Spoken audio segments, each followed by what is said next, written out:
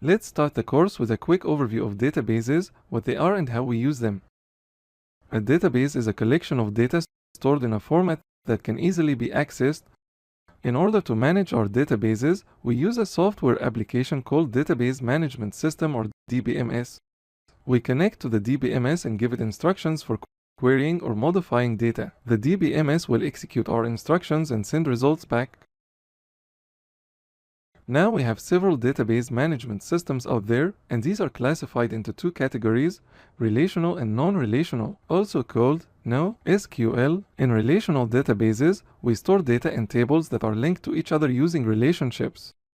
That's why we call these databases relational databases. Each table stores data about a specific type of object, like customer, product, order, and so on. SQL or SQL is the language that we use to work with this relational database management systems. It looks like this. We use SQL to query or modify our data. In this course, we're going to learn everything about this powerful language. Now there are many different relational database management systems out there. Some of the most popular ones are MySQL, SQL Server by Microsoft, and Oracle. But of course there are plenty more. Each database management system has a different flavor of SQL, but all these implementations are very similar and are based on the standard SQL specification, so most of the SQL code that you will learn in this course will work with any database management system. In this course we'll be using MySQL, which is the most popular open source database. Alright, now back to this diagram. What about non-relational databases? In non-relational databases, we don't have tables or relationships. These databases are very different from relational databases, but that's a topic for an entirely different course. What you need to know is that non-relational database management systems don't understand SQL. They have their own query language, so we use SQL to work with relational database management systems. Now, before we jump in and install MySQL, let me clarify something quickly. As you talk to different people, you will hear two different pronunciations of SQL or SQL. What is the correct way?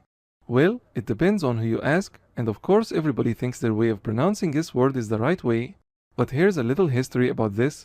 SQL was originally developed at IBM in the 70s, and back then it was initially called SQL, short for Structured English Query Language, but they changed the acronym to SQL because SQL was the trademark of an airplane company. So to this date, there has been an argument about what is the right way to pronounce this language. Generally speaking, people in non-English speaking countries call it SQL. I'm used to calling it SQL because it's shorter and sweeter than SQL, but if you prefer to call it SQL, it's totally fine. So that's the history behind this language. But what about MySQL? As a software product, developers of this product prefer to call it MySQL rather than MySQL, but they don't mind if we call it MySQL. In this course, I'll be teaching you SQL with MySQL.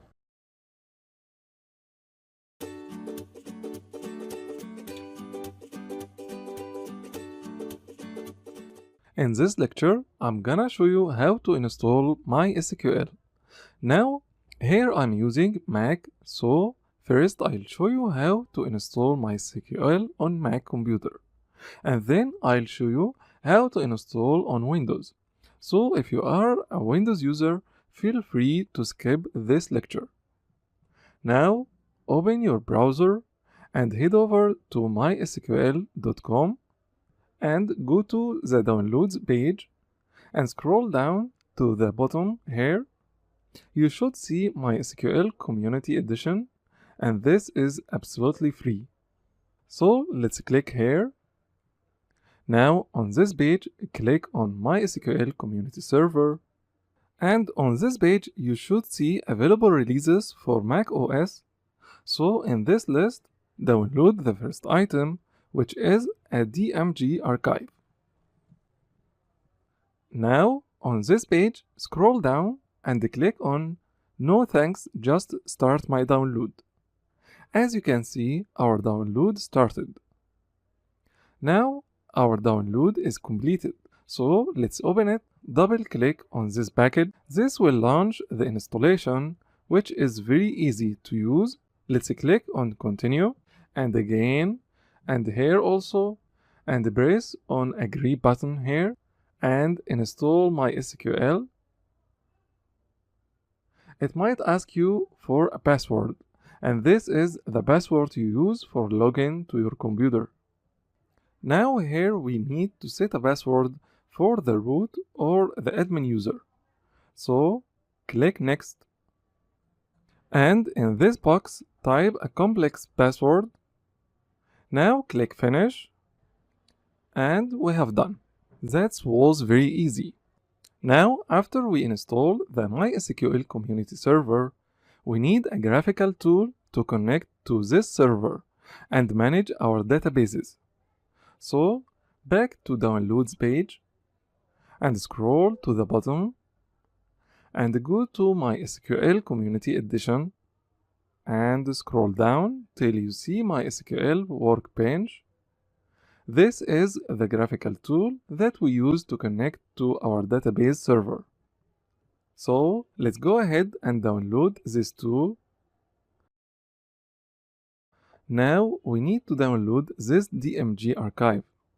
So download, and again click on no thanks message here. And our download started. Then let's open it. And now simply drag MySQL Workbench and drop it on this applications folder here. This is going to copy this to the applications folder. Now we have done with this installation. Now press Command and Space and search for MySQL Workbench. Let's open it. And the first time we will get this message because this is an application that we have downloaded from the internet. So we need to tell our Mac that we trust this application. Click on Open. Now here we go. This is MySQL Workbench. Now by default you should see a connection here. If you don't see that, you need to create it. Let me show you how to do that. So to show you, I'm gonna delete this connection here. Now let's create a new connection. Let's click on this plus icon here. And let's give this connection a name. Let's say local instance. The connection method we're gonna use is TCP/IP, which is set by default. The host name is 127.0.0.1, which is the address of the local machine, and the port is 3306. This is the default port for MySQL server. That is the username for the admin. Now we need to enter the password. This is the password that we set during the installation. So click on Store in Keychain and now type the password and press OK.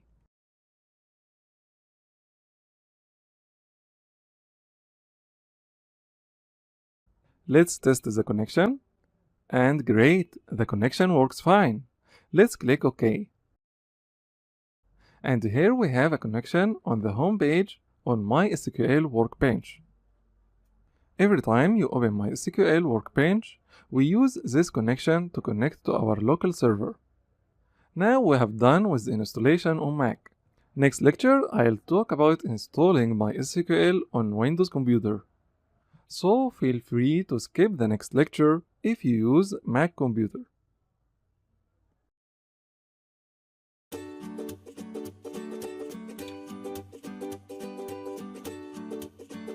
In this lecture, we will install MySQL on Windows.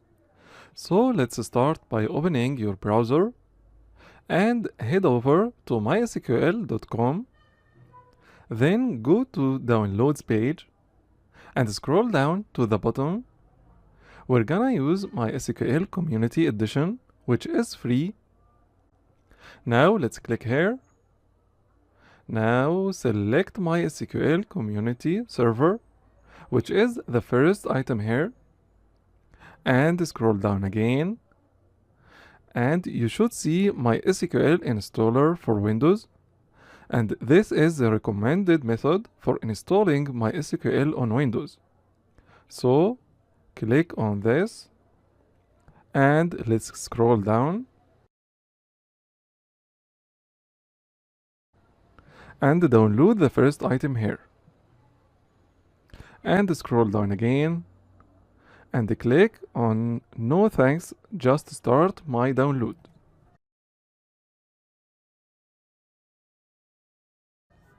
And click save and then run. Click yes.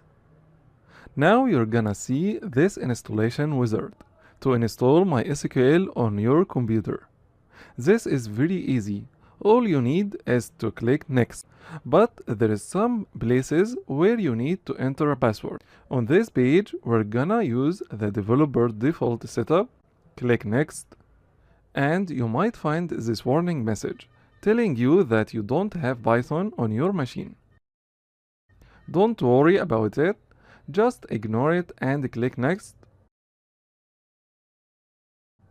And yes, on this page, these are the products that will be installed. The first one, MySQL Server. The second one, MySQL Workbench. And this is the graphical tool that we use to connect to our database server and manage our databases. You're gonna see that soon.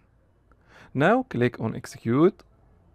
This will take about 5 to 10 minutes, so I'm gonna pause the recording.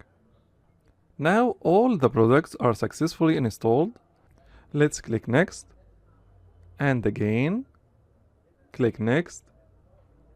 This page about networking. All the default settings are okay. Click next. Now we need to set a password for the root or admin user. So click on next. And in this box, type a password for the admin user. And click next. Again, all the default settings are okay. Click next and finally execute. And now finish. Once again, click on next and finish. One more time, next. And in this page, you need to enter the admin password. So the page is called Connect to Server. Username is set to root, which represents the admin user. So in this box, enter the password that you set earlier, then click on check and connection is succeeded. Let's go to the next page and click on execute and finish and next again. And finally, after all these steps, the installation is completed. And this checkbox will start MySQL Workbench, which is a graphical tool we use to manage our databases and run SQL queries. So click on finish. Now we have a command prompt window where we can type instructions to talk to MySQL server. We don't really need this, so close it. And here's MySQL Workbench. Now the first time you open this page, by default you should see a connection here. If you don't see it, click on this plus button and on this page give your connection a name. Let's say local instance and leave all other settings to its default value. But here for password, click on store in Vault and in this box type the password that you set for the admin user. So let's click OK. And now let's test the connection. And we successfully connected to MySQL. Now click on OK. Now click on this connection to connect to our database server. And here is the interface that you will use throughout this course. On the left side, we have the navigator panel. In the middle, we have the query editor, which we can resize. And here we're gonna write our SQL query. And on the right side, we have SQL additions. So we have done the installation of MySQL on our computer. Next, I'll show you the databases that we will use in this course.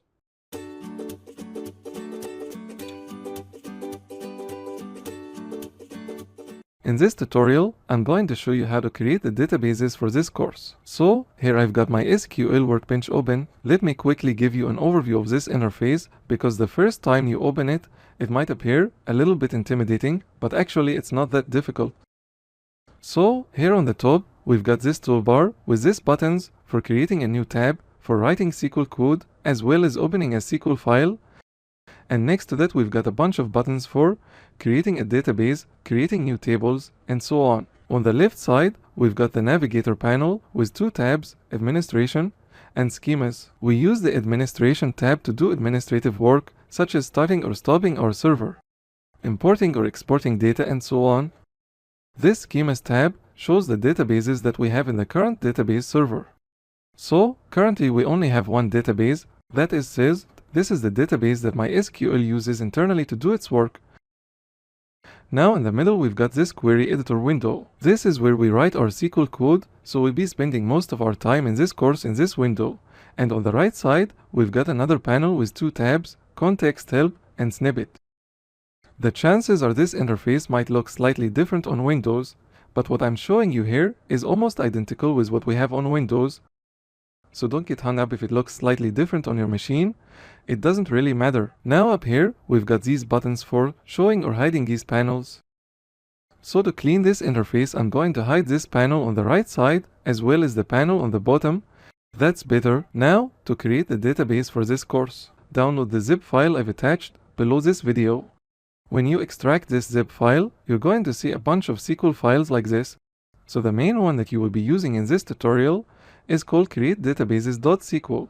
So this file contains all the SQL code to create all the databases that we did in this course. Now we also have individual files for creating individual databases. I just added these files in case you need to recreate one of these databases in the future. But for now, don't worry about them. Now back to my SQL workbench. Let's open the main SQL file. Let us create databases. So this is an example of SQL code. Now this may look complex at the beginning, but trust me, as you go through the course, you're going to understand exactly how everything works here. You're going to be able to write SQL code like this, so we want to execute this to create all the databases for this course. To do that, we click on this icon, this yellow thunder icon that we have on this toolbar here. This will execute either the selection or the entire code.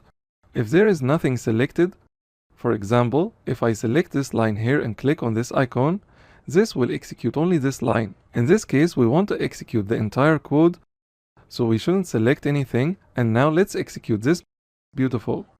So here down at the bottom, we have this panel called the output window that shows all the operations performed in our database server. So we can check to see if all the operations completed successfully or something went wrong. As you can see, we've got this green text next to each operation. Beautiful. So I'm going to close this panel. That's better. Now on the left side in the schemas tab, currently we don't see the new databases, so we'll have to refresh this view. Beautiful. So we've got all these databases that are prefixed with SQL or SQL. I decided to prefix them with SQL, so we know that these are the databases for this course. They don't accidentally clash with another database with the same name on your database server. Now at the time of recording this video, there are only 4 databases here, but as we go through the course, I'm going to update the script for creating the databases, so when you watch this course, chances are you're going to see more databases here. Don't worry about it. Now as an example, let's explore one of these databases. And by the way, we don't need this tab anymore, so let's close it. That's better. Let's expand the SQL store database. Now, in every database we have these objects. We have tables. This is where we store our data. We have views, which are kind of like virtual tables, so we can combine data from multiple tables and put them in a view. And this is especially powerful for creating reports. You're going to learn about them in the future. We also have stored procedures and functions, and these are little programs that we store inside of our database for querying data. For example, we can have a stored procedure for getting all the customers in a given city. So we call that procedure and say, hey, give me all the customers in San Francisco, and this will return all the customers in San Francisco. Okay. Now, let's expand the tables. So here are the tables in this database. We have customers, we have orders, products, shippers, and so on. Now select this customers table. Whenever you hover your mouse over this item, you should see these three icons on the right side. Click on the rightmost icon that looks like a table with the funder. With this, we can see all the data in this table. So this is our customers table. In this table, we have these columns like customer ID, which we use to uniquely identify customers. We also have first name, last name, birth date, phone, address, and so on. So these are the columns in this table. And every row is called a record. So every row represents one customer, and these are the pieces of information we know about each customer. Now let's look at another table. Let's open the orders table. In this table, we have these columns like order ID, customer ID, order date, status, and so on. What is this customer ID here? We use this column to identify who has placed each order. Now what is interesting here is that we are referring to these customers using their customer ID, which uniquely identifies them. In other words, if John Smith has placed an order, we don't store John Smith here. We only store John's customer ID. Why is that? Here is the reason. It is possible that John Smith might have placed multiple orders in our system. Now every time John places an order, we need to look up his address and phone to ship his order. Now, it is possible that some of this information might change in the future. John might move to a new place or change his phone number. He might even change his name. If you repeat all that information next to each order, then we'll have to come back and make changes in multiple places. In contrast with this design, we only store the idea of John here. So anytime we want to change any information about John, instead of changing that, here we go back to our customers table. So let's look at the customer with ID 6. That is actually called Ilka. So here are all the information about Ilka. This is her phone number. This is her address. And by the way, this is all dummy data that I created using a tool. So if any information about Ilka changes in the future, this is the only place that we need to modify. So this is how these databases work. We refer to these databases as relational databases. That basically means, in this kind of databases, we have multiple tables that are related to each other using a relationship. So internally there is a relationship between the customers table and the orders table. So the customer ID column and the customers table is related or linked or associated with the customer ID column in the orders table. Here's the orders table, and here we have the customer ID column. So this was a brief introduction to relational databases. You learn about databases, tables, columns, rows, and relationships. In the next section, I'm going to show you how to retrieve data from a single table in this database. But before going any further, as an exercise, I want you to explore the invoicing database. Look at all the tables, look at all the data to get an idea of the kind of data we have in this database. We're going to use this database a lot in the future, so we spend a couple of minutes to explore this database.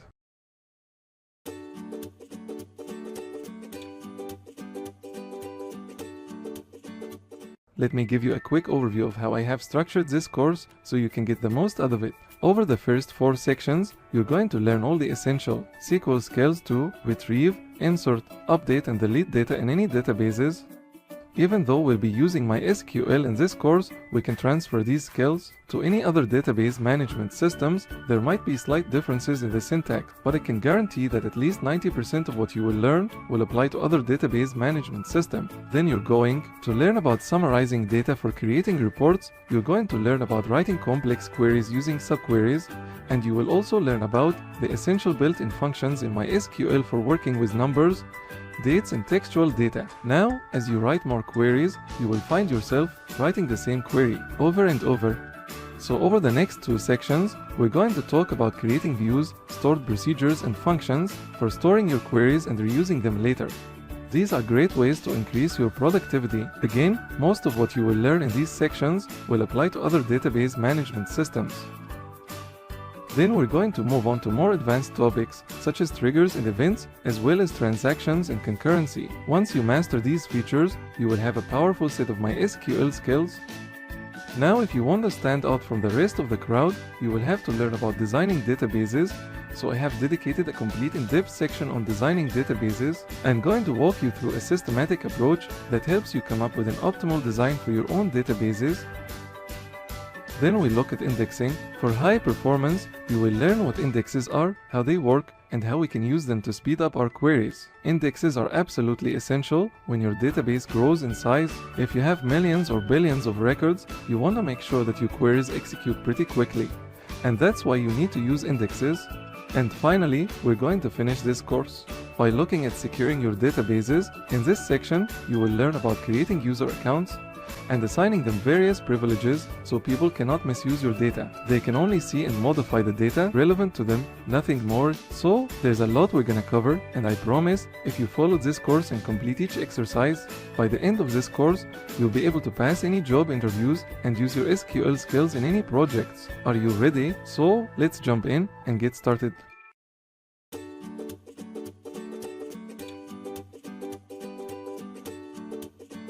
In this tutorial, I'm going to show you how to retrieve data from a single table. Now look at the navigator panel. Currently, none of our databases is displayed in bold. That means none of these databases is selected for querying, so the first step to write a query to get data from a database is to select a database. The query that we'll write will be executed against that database. In this demo, we're going to use this SQL stored database. So we type out use SQL_store. Now use is a keyword in the SQL language, and that's the reason it's displayed in blue. Now SQL is not a case-sensitive language, and that means we can use uppercase or lowercase characters. It doesn't really matter, but as a best practice, we should capitalize the SQL keywords and use lowercase characters for anything else. So now let's go ahead and execute this query. Alright, look, this SQL store database is now displayed in bold. Now in my SQL workbench, you can also select a database by double-clicking that. So now I double-clicked SQL invoicing, and it's the current database. Now if we run this query again, this SQL store database becomes selected. Alright, now let's write our first query to retrieve all the customers in this database. So after the use statement, we're going to use the select statement. Here is the basic syntax or basic structure of the select statement. We type out select, in front of that we specify the columns that we want to retrieve. For example, we can retrieve the customer ID column as well as the first name column, or we can retrieve all columns using an asterisk.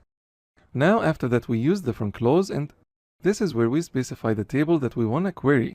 In this case, the customers table. So this is the simplest query to select all the customers in a given table. Now, whenever you have multiple SQL statements, you need to terminate each statement using a semicolon.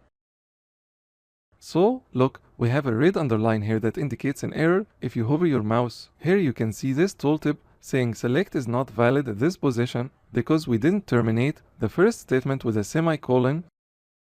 Okay, now let's execute this query one more time. Once again, we can click on this button here, or we can use a shortcut. So look at the query menu on the top.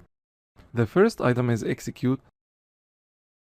Here's the shortcut for this command. On Mac it's Shift, Command and Enter. On Windows it's going to be different. Honestly, I'm not sure, so whatever it is, use that. So I'm going to press Shift, Command and Enter, and here are all the customers in this table. So this select statement has two clauses, the select clause and the from clause. But there are other clauses that we can use to filter and sort data. For example, we can use the where clause to filter the result and get the customer with ID 1. So we can write an expression like this, where customer underline ID equals 1. Now when we execute this query, we'll only get the customer with ID 1. So this is the where clause. We can also sort the data. So after where, we use the order by clause, and here we specify the columns that we want to sort the result on. Let's say we want to sort these customers by their first name. So we type out first, underline name. That is the name of one of the columns in this table. Right now, if you execute this query, this order by doesn't really have any impact because we only get one record in the result. So let me temporarily take out the where clause. To do that, we can put two hyphens in front of this line. Now this line is treated as a comment which means the SQL engine is not going to execute this. Okay, so let's execute this query one more time. Now all the customers that we get are sorted based on their first name. So that's the basic idea. Now over the next few tutorials, you're going to learn more about each of these clauses in detail, but what you need to take away in this tutorial is that these three clauses, from, where, and order by clauses, are optional. As you can see in this example, I'm not using the where clause. We can also comment out the order by clause. We can also comment out the from clause. So instead of selecting all the columns in a given table, we can select some values like 1 and 2. Now if we execute this query one more time, in the result, we get something like these two columns called 1 and 2, and in these columns we have these values. So all these clauses are optional, but in the real world we quite often use all of them. Now what you need to understand here is that the order of these clauses matters, so we always have select first, then we have from, then where, and finally order by. We cannot change the order of these clauses, otherwise we get a syntax error, which basically means the syntax, or the grammar or the structure of our SQL statement is incorrect, so it can't be executed. And one last thing before you finish this tutorial, in this example you can see I've listed all these clauses on a new line, but technically you don't have to do this, because line breaks, white spaces and tabs are ignored when executing SQL statements. So we could come back here and put from in front of select. So select star from customers, all in one line, and that's perfectly fine for simple queries, but as your queries get more complex, it's better to put each clause on a new line. So that's all for this tutorial. In the next tutorial, we'll explore the select clauses in detail.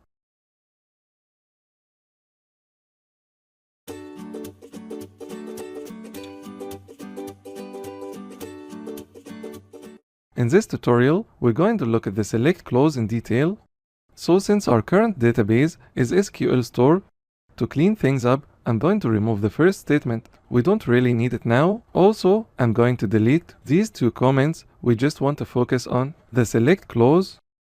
Alright, so what can we do with this select clause? Well, in the last tutorial you learned that if we use an asterisk, this will return all the columns. Alternatively, we can specify the columns that we want, and this is helpful in situations where you have a big table with so many columns and perhaps millions of records. If you want to bring back all that data, that's going to put a lot of pressure on the database server, and in this case MySQL as well as the network. So that's when we explicitly specify the columns that we want to get. Let's say we want to get the first name and last name columns. Execute the query. As we can see, we only get these two columns, and they are in the same order we specified here. So if we change the order and put the last name first, and execute the query again, now you can see the last name column comes first. Now let's add a new column to the end. Let's get the points for each customer as well. Run the query. So these are the points for each customer, which are calculated based on their shopping. Now, let's say we want to get these points and put them in a mathematical formula to calculate the discount that we can give to each customer. So here we can use an arithmetic expression. Let's say points plus 10. This is an arithmetic expression. So now if you execute this query, for the first record, you can see that their points will end up being 2283. Let's run the query one more time. There you go. Now we can put the original points column here for clarity. So points, comma, points plus 10. Let's run the query one more time. Now we can see the original points, and next to that you can see the value that we're going to use to calculate the discount. Now here we're using the plus operator, which is for addition. We also have multiplication, division, subtraction, and modular, which is the remainder of the division. So let's change this to something more complex. Let's say we want to get the points multiplied by 10 and then add 100 to it. Now you can immediately see that this line 1 is getting too long and it doesn't fit on the screen. In situations like this, you can break up the select clause by placing each column on a new line. So select last name, then first name, points, and finally points times 10 plus 100. So this is our new column with the new calculated value. Now one thing you need to understand in this arithmetic expression is the order of operators, and this is based on the order of operators in math. So in math, the multiplication and division operators have higher order or higher precedence than addition and subtraction. So in this expression, first points is multiplied by 10 and then the result is added to 100. Now if this is not what you want, you can always change the order by using parentheses. As an example, let's change this multiplication to addition and then put that multiplication here. In this expression, first 10 is multiplied by 100. And then the result is added to the point. Now, let's say this is not what we want, so we can change the order by using parentheses here. With this parenthesis, first we get the points, add 10 to them, and then multiply the result by 100. So these parentheses are useful for changing the order of operations as well as adding clarity to our code. So, someone else reading this code can easily understand the order of these operations. Now let's execute this query one more time. Alright, now look at the name of this column here. It's set to the expression that we have on line 5. That doesn't quite make sense. We want to have a clear descriptive name. So we can give this column an alias using the as keyword. And then we give it a name like discount underline factor. Let's run the query again. Now the name of this column is changed. So this is the benefit of using an alias. We can give descriptive names to the columns in the result set. Now, if you want to have a space in the column name, you need to surround it with quotes, either single or double quotes. So we put quotes here, and then we can add a space in between these two words. Let's execute the query one more time. Now we've got discount factor. So let's quickly recap everything you learned about the select clause. We can use an asterisk to return all the columns, or we can explicitly specify the columns that we want to return. We can also use arithmetic expressions here, and optionally we can give an alias to each column in the result set. Now there is one more thing we need to know about the select clause. So let's delete this query and select the state column from the customers table. Take a look. These are the states in which our customers are located. Now, currently, in this sample data, we don't have any duplicates. In other words, we don't have multiple customers in any of these states, but for this demo, I want to change the state of the first customer to Virginia. So we end up with duplicates in the result set. So let's open up the navigator panel. Here's our customers table. Let's look at all the data. And here's our first customer, as you can see, is located in the state of Massachusetts. Now I want to change this to Virginia, so double click VA for Virginia, enter, done. Now on the bottom right corner of the screen, you should see two buttons, apply and revert. Unfortunately, I cannot show you these buttons because the recording window is a bit smaller than my SQL workbench. But look down on the bottom right corner, click on apply. You're going to see a dialog box like this asking you to review the changes, so go ahead and click the apply button one more time.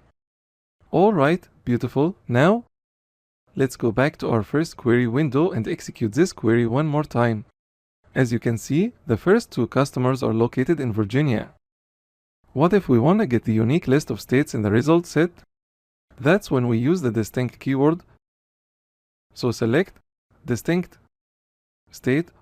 With this query, we'll retrieve the unique list of states from the customers table. So with the distinct keyword, we can remove the duplicates. Let's execute the query one more time. Now we can see Virginia is not duplicated. Alright, here's an exercise for you. I want you to write a SQL query to return all the products in our database. In the result set, I want to see three columns, name, unit price, and a new column called new price, which is based on this expression, unit price times 1.1. So let's say we want to increase the price of each product by 10%. With this query, we want to get all the products, their original price, and their new price. So pause the video and spend 1 or 2 minutes on this exercise. When you're done, come back, see my solution. Alright, this is pretty easy. So we start with select. Now, what columns do you want to select? Name, unit, underline, price. And then we're going to use an arithmetic expression to calculate the new price. So, we type out unit price times 1.1 and then give it an alias, so as new underline price. Or we could put this in quotes and put a space between new and price. Now where do we want to select this column from? From the products table. Note that I've used uppercase characters for all the SQL keywords and lowercase characters for everything else.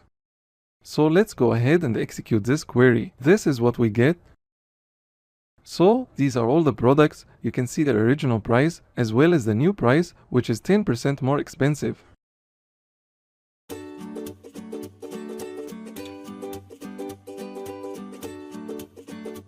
In this tutorial, we're going to look at the where clause in SQL. So earlier I told you that we use the where clause to filter data. For example, let's say we only want to get the customers with points greater than 3000. So here in the where clause we can type out a condition like this: points greater than 3000. When we execute this query, the query execution engine in MySQL is going to iterate over all the customers in the customers table. For each customer, it's going to evaluate this condition. If this condition is true, it will return that customer in the result set. So let's go ahead and execute this. And here is the result. As you can see, we have only 2 customers with points greater than 3000. So this is what we call the greater than operator, which is one of the comparison operators in SQL. Let me show you the complete list of comparison operators. So we have greater than or equal to. We have less than or equal to. Here's the equality operator, and for not equality, we can use an exclamation followed by an equal sign or something like this. So both days are not equal operators. Let me show you a few examples of these operators. So I'm going to delete all this and bring back the previous query. Let's say we want to get only the customers in the state of Virginia. So we can change our condition to something like this, where state equals Virginia. Note that I've put Virginia in quotes because this is what we call a string. A string is a sequence of characters. So whenever you're dealing with a sequence of characters, or basically textual data, you need to enclose your values with either single or double quotes. But quite often, by convention, we use single quotes. So let's execute this query. Okay, and here's the result. You can see we only have these 2 customers with ID 1 and 2 who are located in Virginia. And it doesn't matter if we use uppercase or lowercase characters. So if we type out V in lowercase and execute the query, we get the exact same result. Now what if we want to get all the customers outside of the state of Virginia? We can use the not equal operator, so we can either prefix this with an exclamation or use this other notation. Either way, we get the same result. So these are the customers that are not located in Virginia. Now, we can use these comparison operators with date values as well. For example, let's say we want to get only the customers born after January 1st, 1990. So we change our condition to birth date greater than. Once again, we use quotes for representing date values, even though dates are actually not strings. But in the SQL language, we should enclose dates with quotes. So here we type out 1990-01 for January and 01 for day. So this is the standard or the default format for representing dates in MySQL. 4 digits for the year, 2 digits for the month, and 2 digits for the day. So let's go ahead and execute this query. I actually made a mistake here, so we don't see the result. Instead, we see the action output or the output window. If you scroll to the bottom, you can see the details of the error. So here I used the wrong name for the column. We should separate these 2 words with an underscore. That is the name of our column. So let's execute the query one more time. So we only have 3 customers born after January 1st, 1990. So these were examples of comparison operators in SQL. In the next tutorial, I'm going to show you how to combine multiple conditions when filtering data. Alright, here's your exercise. I want you to write a query to get the orders that are placed this year. So look at the orders table, see what columns do we have there, and based on that, try to query with the where clause.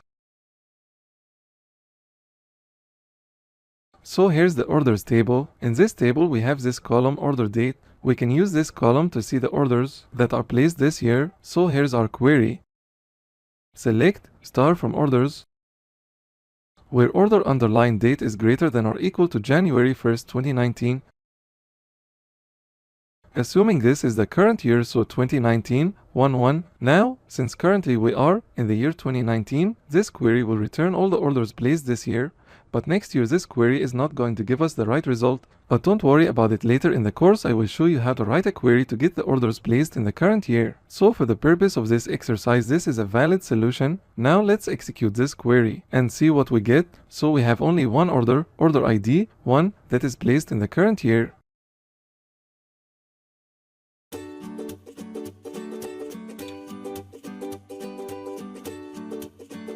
In this tutorial, I'm going to show you how to combine multiple search conditions when filtering data. So let's say we want to get all the customers that are born after January 1st, 1990, who also happen to have more than 1000 points. So this is where we use the AND operator. So we type out AND, and after we type out another condition, like points greater than 1000. Now when we execute this query, we only get customers who have both these conditions. Let's take a look. So execute.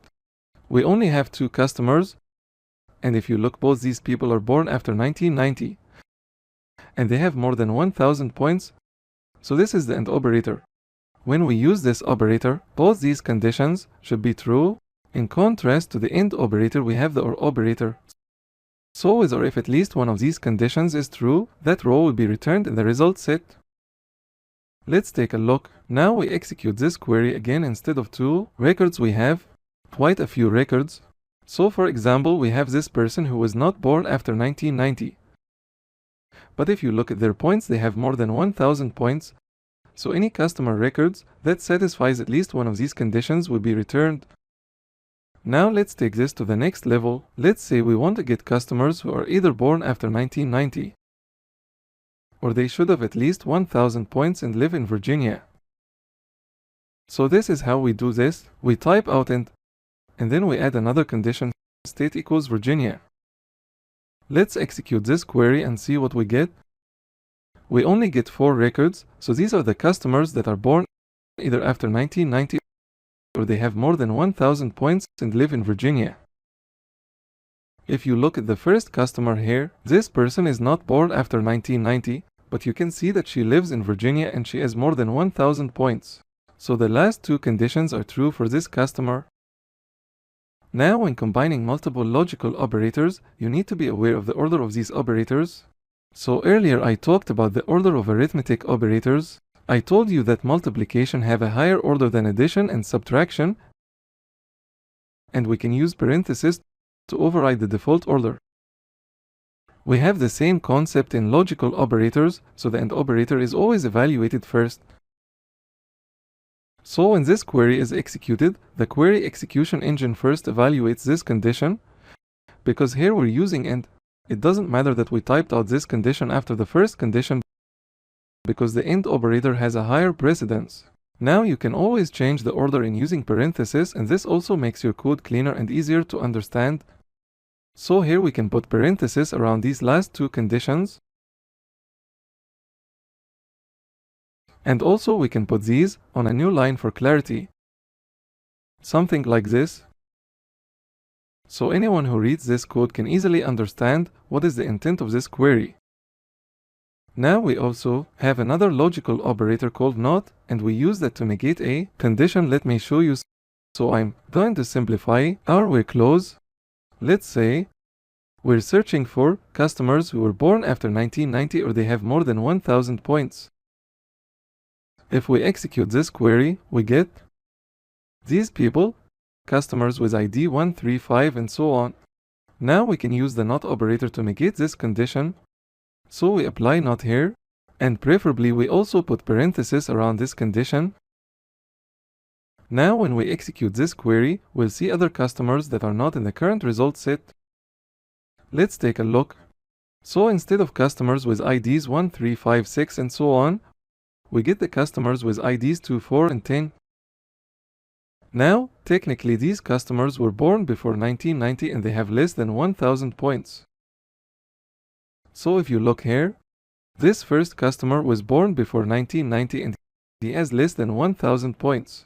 How did I know that? Let me show you a trick that I learned in math. Whenever you have a not operator, you can simplify your expression like this. We apply the not operator to the first condition. People who were born after 1990. How can we negate this condition? Well, the greater than operator becomes less than or equal to.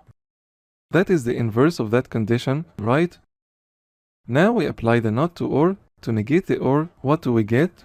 We get and. Finally, apply the not operator on the last condition, people who have more than 1000 points. When we negate this condition, we get customers with less than or equal to 1000 points. Now we can remove the not operator. To simplify this, we don't need parentheses anymore because we only have two conditions that are combined with an add. Here's the result. As you can see, this is much easier to read and understand. People who were born before this date and they have less than 1000 points. And here's your exercise. From the order items table, get the items for order number 6 with the total price for that item is greater than 30.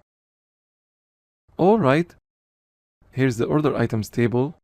In this table we have these columns: order ID, product ID, quantity and unit price. If we multiply the quantity by unit price, we can get the total cost of that item and then we can compare it with 30.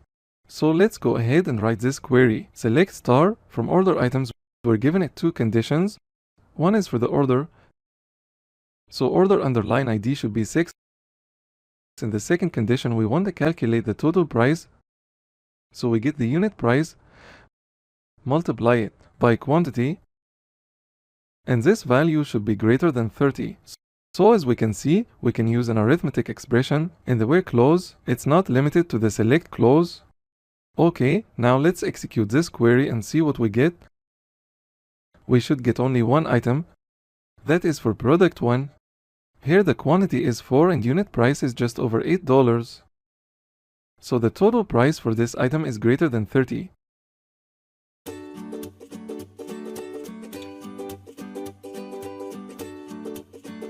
In this tutorial, I'm going to show you how to use the in operator in SQL. So as an example, let's say we want to get the customers that are located in Virginia or Florida or Georgia.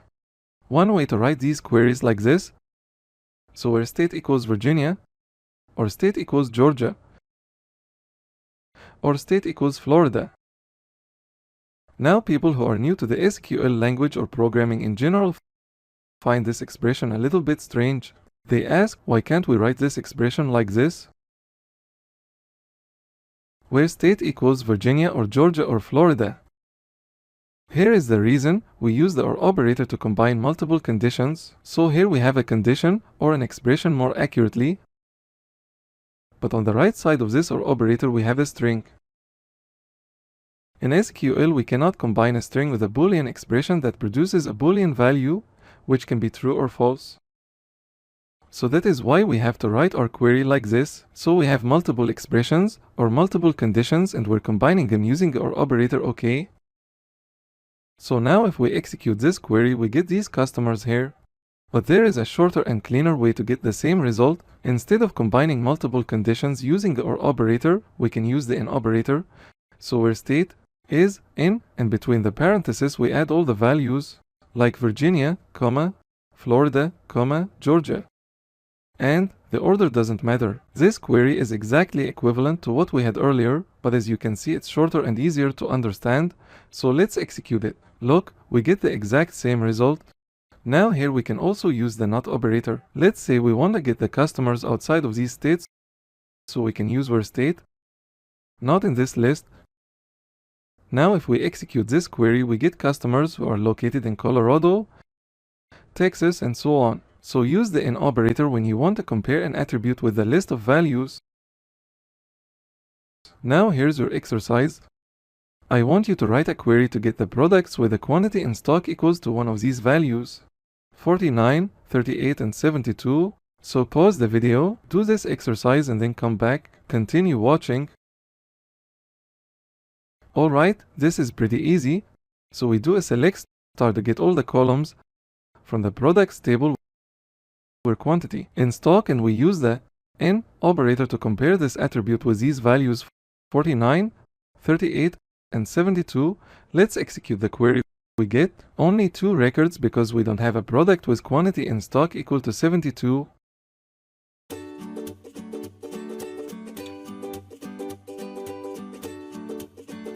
In this tutorial, we're going to look at the between operator in SQL.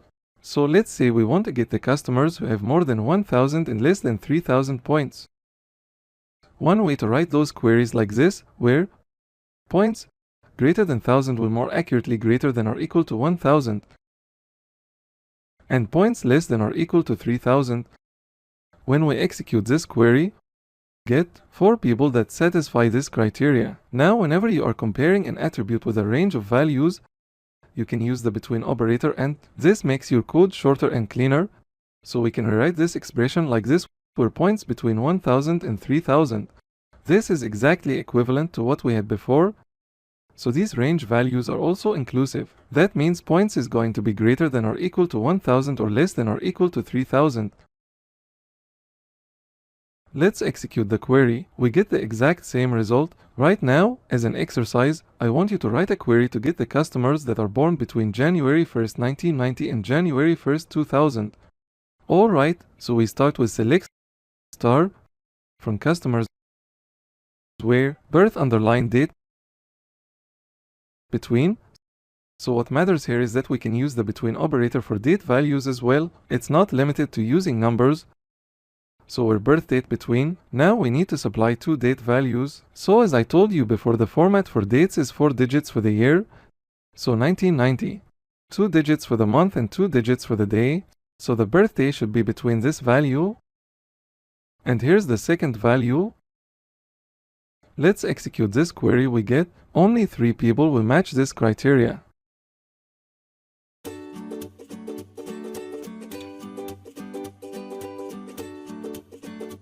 In this tutorial, I'm going to show you how to retrieve rows that match a specific string pattern. For example, let's say we only want to get the customers whose last name starts with speed. So here in the where clause, we type out where last name. This is where we use the like operator, and right after that we add a string pattern. So we want to get the customers whose last name starts with B, and we have any number of characters after B. So we use the % to indicate any number of characters. You might have 1 character after B, or no characters, or 10 characters. With this pattern, we get all the customers whose last name start with B. And also it doesn't matter if it's in uppercase or lowercase b. So let's execute this query. There you go, so we only have 3 customers whose last name start with B. As another example, let's say we only want to get the customers whose last name start with brush. So we change our pattern to brush %. Now let's execute the query. We only get this 1 customer here. Now this % doesn't have to be at the end of the pattern, it can be anywhere. For example, let's say we want to search for customers who have a letter B in their last name, whether it's at the beginning, in the middle, or at the end. So we change our pattern to %b %. This pattern means we can have any number of characters before or after B. Let's execute the query. These are the customers who have a B somewhere in their last name. It doesn't matter if B is at the beginning, or in the middle, or at the end. Let's look at another example. I want to get all the customers whose last name ends with letter Y. So here is the pattern we use. Let's execute this query. And we have 5 customers whose last name ends with a Y. So this is how we use the %. Now, we also have an underscore, and that matches a single character. So with this pattern, we get customers whose last name is exactly 2 characters long. We don't care what the first character is, but the second character should be Y. Let's execute this query. Obviously, we don't have any customers whose last name matches this pattern, but if we change this pattern to 5 underscores followed by a Y, we should get these customers, so their last name is exactly 6 characters. We don't care about the first 5 characters, but all of them end with a Y. Now as another example, we can replace the first underscore with B And that means we want to get the customers whose last name start with B, and after we have exactly 4 characters followed by a Y, let's execute this query. So we only have one customer that matches this pattern. So this is how we use the like operator. Use the % sign to represent any number of characters and an underscore to represent a single character. Now this like operator in my SQL is an older operator, but we also have a newer one that is more powerful and it allows us to search for any string patterns. And that's what I'm going to show you next. Alright, here I'm going to give you 2 exercises for the like operator. First, I want you to get the customers whose addresses contain trail or avenue, and next, I want you to get the customers whose phone numbers end with 9.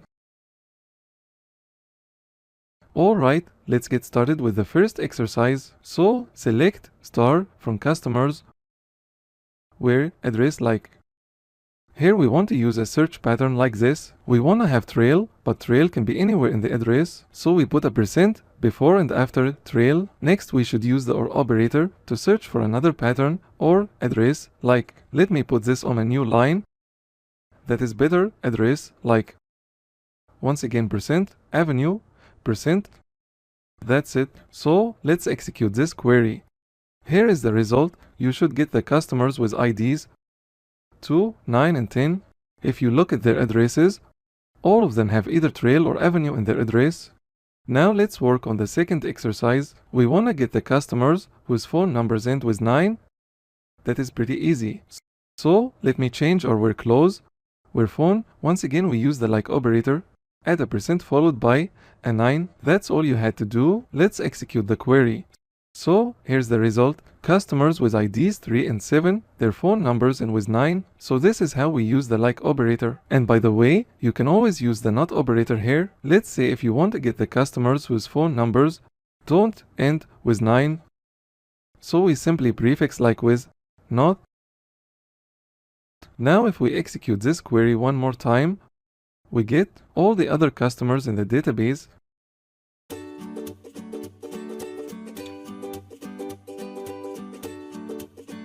In the last tutorial, you learned about the like operator in SQL. So as another example, let's say we want to search for the customers who have the word field in their last name. So we type out our clause like this, where last name, like % field, %. So the word field can be anywhere in the last name. Let's execute this query. We get only one customer. Beautiful. Now we also have another operator in my SQL that is regex, which is short for regular expression, and regular expressions are extremely powerful when it comes to searching for strings, so they allow us to search for more complex patterns. Here is an example. If I want to rewrite this last where clause using a regular expression, it looks like this, where last name regexp. Now here in our string pattern, we don't have to type out the % signs, we only type out field. So what we have on line 4 is exactly identical to what we have on line 3. Let's execute this query. We get the same result. Beautiful. By here in regular expressions, we have additional characters that we don't have when we use the like operator. For example, we can use the caret sign to indicate the beginning of a string. So if I put a caret just before the word field, that means our last name must start with field. Obviously, if we execute this query, we don't get anyone that matches this criteria. So we use the caret sign to represent the beginning of a string. We also have a $sign to represent the end of a string. So this pattern means the last name must end with field. Let's execute this query. We get the same result as before. W can also search for multiple words. For example, let's say we want to find the customers who have the word field or Mac in their last name.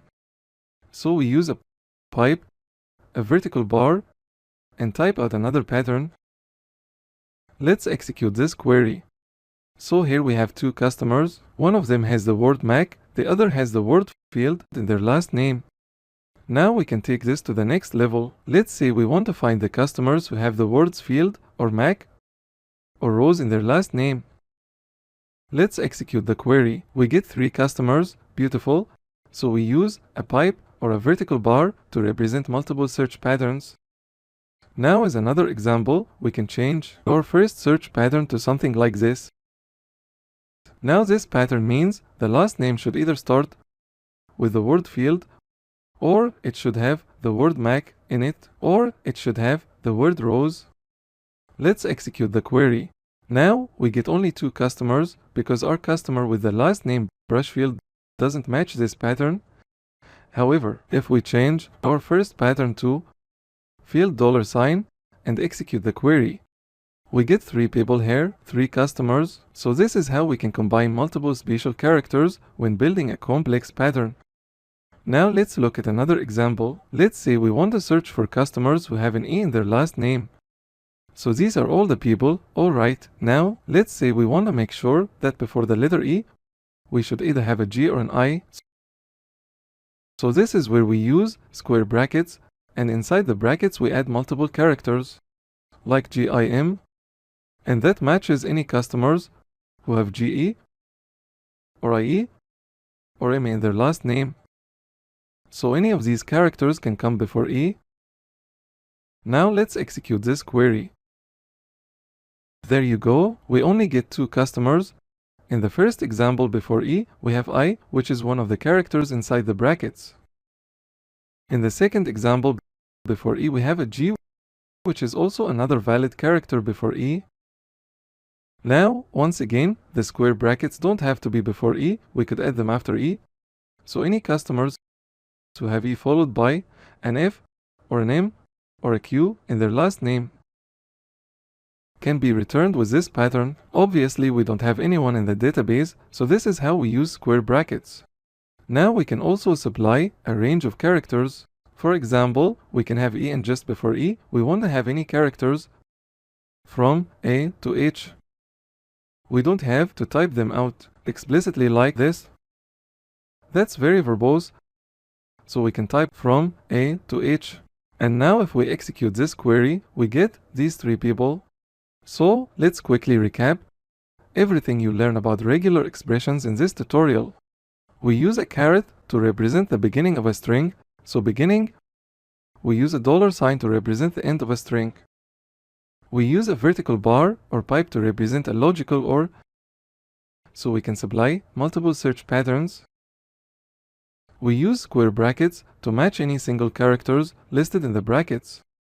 And finally, we use square brackets with a hyphen to represent a range, so any characters, let's say, from A to F.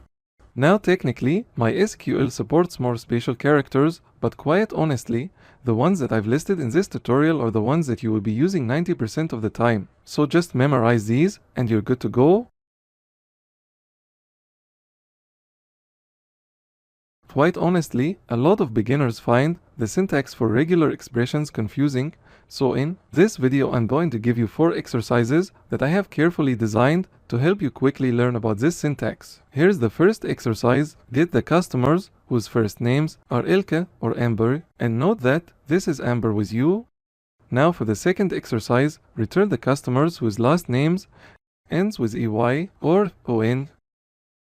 Here is the third exercise: get the customers whose last names start with my or contains S, E. And finally, as the last exercise, return the customers whose last names contain B followed by R or U. So go ahead and spend 2 to 3 minutes on this exercise. When you're done, come back, continue watching.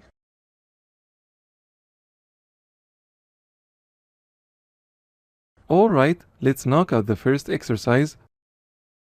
Select star from customers where first name, regular expression, and here's our pattern. We want to search for 2 words, are Ilke or Amber. Let's execute this query. We should get 2 customers. There you go, Ilke, Amber. Alright, now let's knock out the second exercise. So I'm going to delete this. We don't need it anymore. So we want to get the customers. Select start from customers where last name should end with either EY or ON. So in the search pattern, we type out EY followed by a $sign to indicate the end of a string. Then we add a vertical bar to supply the second search pattern. So ON and once again a $sign. Let's execute this query. Actually, I forgot to type out regular expression. There you go. So let's execute this query.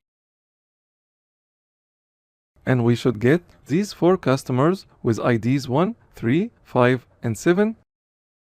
The first 3, their last names end with EY, and the last customer, her last name ends with ON. Alright, now let's work on the third exercise, so I'm just going to change the regular expression here. We want to get the customers whose last names start with my or contains SE. So we use a caret to indicate the beginning of a string. So it should start with my, or it should contain SE, again very easy. Let's execute this query. And we get the customers with IDs 4, 8, and 10. And finally we want to get the customers with last names contain B, so let's change the search pattern. We should have B followed by R or U. Now there are 2 ways to write this regular expression. We can use square brackets. So we have B followed by R or U. That's one way. The other way is to use a vertical bar, so BR or BU. These are both valid solutions, so I hope you knocked out these exercises. Next tutorial I'm going to show you how to get the records with missing values.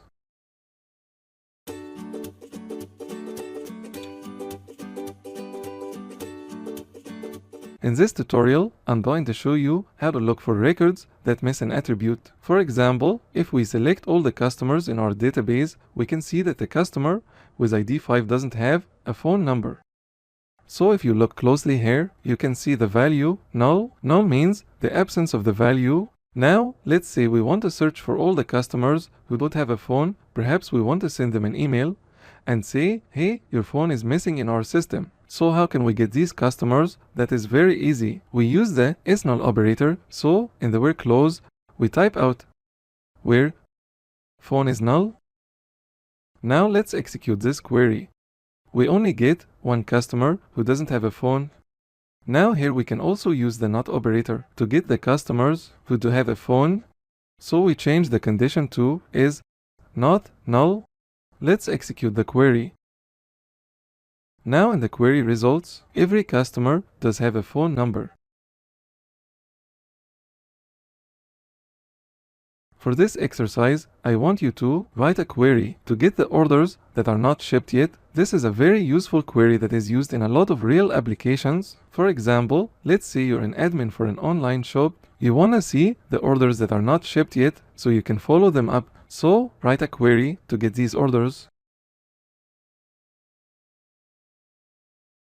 So here we have the orders table. Let's have a quick look at the data in this table. Alright, so if you pay close attention, you see some of these orders don't have a ship date. And these orders also don't have a shipper ID, which is a unique number for identifying the shippers. So any order that misses a value for the ship date or shipper ID is considered an order that is not shipped. So let's go ahead and write a query to get these orders. So back to query editor, select star from orders where shipped underline date is null. You could also write shipper ID is null. They're both equally correct. So let's execute this query and we should get 5 orders. Orders 1, 3, 4, 6, and 8.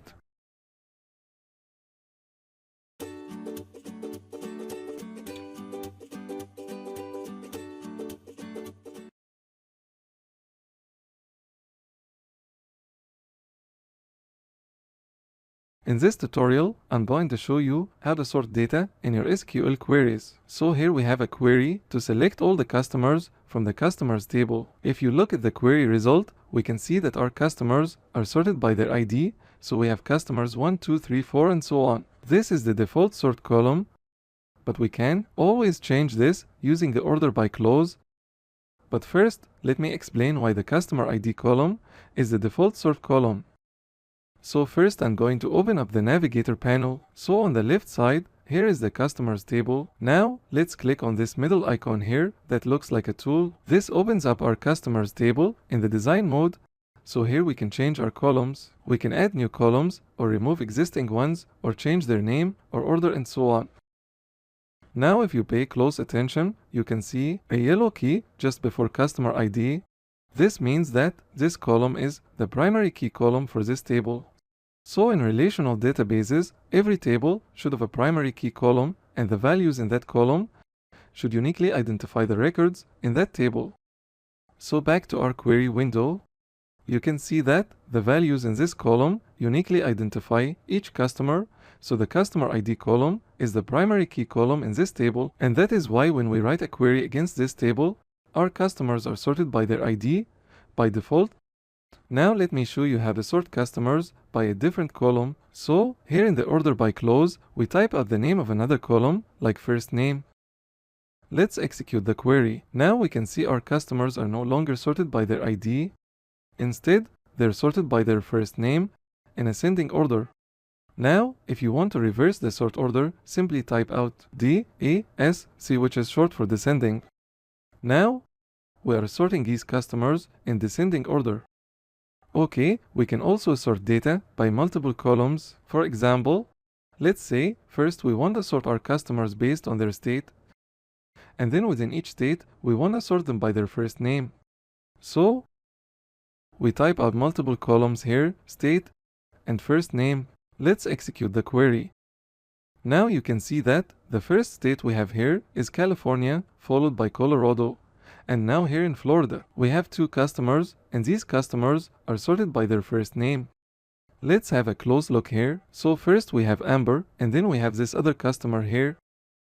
Now we can also use the descending argument anywhere here. For example, we can sort these customers by their state in descending order, and then sort them by their first name in ascending order, or once again in descending order. So there are various ways we can sort data. Now, one of the differences between MySQL and other database management systems is that in MySQL we can sort data by any columns, whether that column is in the select clause or not. For example, let's say we only want to select the first and last name for each customer. Now we can sort the result by any columns in this table. They don't have to be first name and last name. For example, we can sort them by their birth date. Take a look. So this is a valid query in MySQL, but other database management systems sometimes yell at you when you write a query like this. Now, we can also sort data by an alias. For example, here in our select clause, let's add the number 10 and give it an alias as, let's say points. So points is not a valid column in this table. It's simply an alias for an expression, in this case, a simple number. Now here we could have a complex mathematical expression. It doesn't really matter. We can still sort data by an alias, so we can order by points and then first name. Once again, this is a valid query from MySQL points of view. Now one last thing before you finish this tutorial. I've seen some tutorials that teach you how to sort data by column positions. For example, here we can order by 1 and 2, and that basically means sort the data by the first name and then the last name. So these are the order of these columns. If you execute this query, you can see that our customers are sorted by their first name and then the last name. While this approach works, it's something that you should avoid, because if in the future you come back here and add a new column in front of the first name column, let's say birth date. Now, our customers are no longer sorted in the previous order, so sorting data by column positions produces unexpected results and is something that you should avoid. Instead, always sort by column names like first name.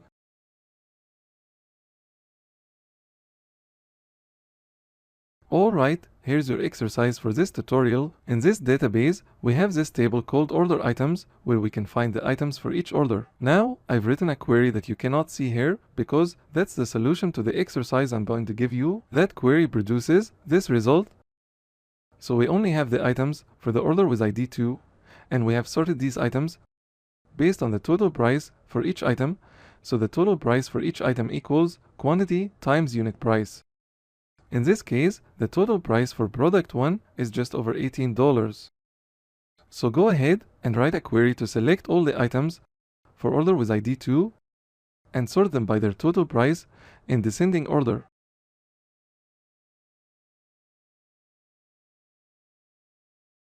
Alright, let's select everything from order items where order ID equals 2.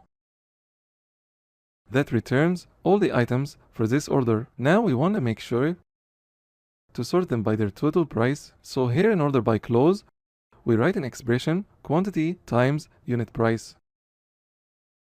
This returns the total price for each item, and then we add the descending argument here. So once again, the expression that we use in the order by close doesn't have to be a column name. It can be an alias or an arithmetic expression like this. Let's go ahead and execute this query. This is what we get. Now for clarity, I would like to add another column in the result. So let's say quantity times unit underlying price.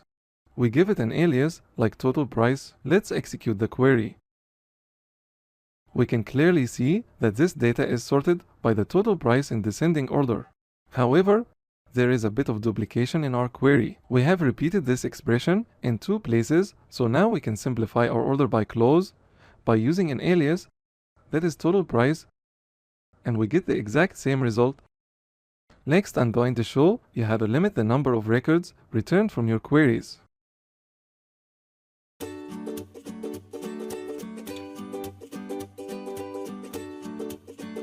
In this tutorial, I'm going to show you how to limit the number of records returned from your query. For example, when we execute this query, we get all the customers and the customer table. So we have 10 customers here. Now, what if we only want to get the first 3 customers? That's where we use the limit clause. Let me show you. So, after from, we type out limit 3, and this will return only the first 3 customers. Now, if the argument that we pass here is greater than the number of records that our query produces, we'll get all the records in the query result. For example, if I pass 300 here, obviously we don't have 300 customers in this table. So when we execute this query, we'll get all the 10 customers in this table. So this is how the limit clause works. Now here we can optionally supply an offset, and this is very useful in situations where we want to paginate the data. For example, let's say we have a website, and on this website we have a web page for the user to see all the customers in the database. Now for simplicity, let's imagine we want to show only 3 customers per page. So what are the customers that we're going to have on page 1? We're going to have customers 1, 2, 3. On page 2, we're going to have customers 4, 5, 6. And on page 3, we're going to have customers 7, 8, 9. Now, let's say we want to write a query to retrieve the customers on page 3. How can we do that? Well, we want to skip the first 6 records and then pick 3 records, right? So we change our limit clause to something like this. Limit 6 and 3. So 6 is what we call an offset, and that basically tells MySQL to skip the first 6 records and then pick 3 records. Let's execute this query. Alright, now we get customers 7, 8 and 9.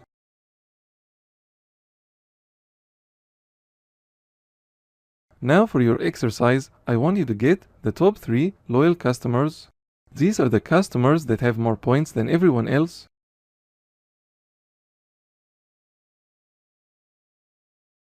Alright, first we select everything from the customers table. Now we need to order these customers by their points in descending order.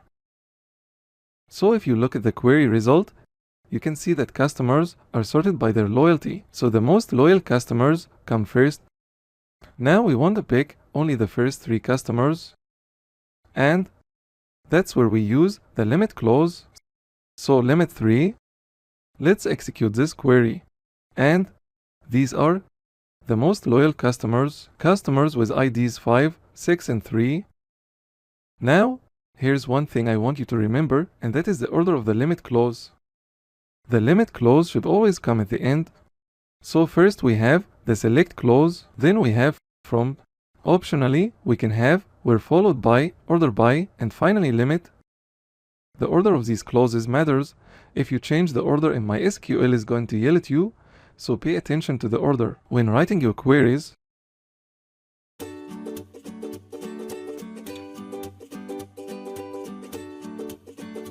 So far we have only selected columns from a single table, but in the real world, we quite often select columns from multiple tables, and that's what I'm going to show you over the next few tutorials. So, on the left side, if you look at our orders table, let's select all the data here.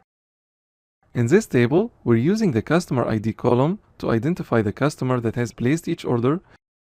Now, as I told you before, we don't store customers' information here, like their phone number, their email, their address, because this information can change in the future. And if a given customer has placed multiple orders, then we'll have to come back and change multiple records. We don't want to do that. That's why we have separate tables for customers and orders. Now in this tutorial, I'm going to show you how to select the orders in the orders table. But instead of showing the customer ID, show the full name for each customer. So let's go back to our query window. Alright, so we want to select everything from the orders table. Now we should combine the columns in this table with the columns in the customers table. That is where we use the join keyword. Now here we can optionally type inner join because in SQL we have two types of join, inner join and outer join. We looked at outer joins later in this section, so for now we're only using an inner join, and this inner keyword is actually optional, so we don't have to type it. So you want to join the orders table with the customers table. Now, on what basis do we want to join these tables? Well, here in the customers table, we have this customer ID column. So if we put these two tables next to each other, we want to line up the records such that the customer IDs are equal. That is where we use the on phrase.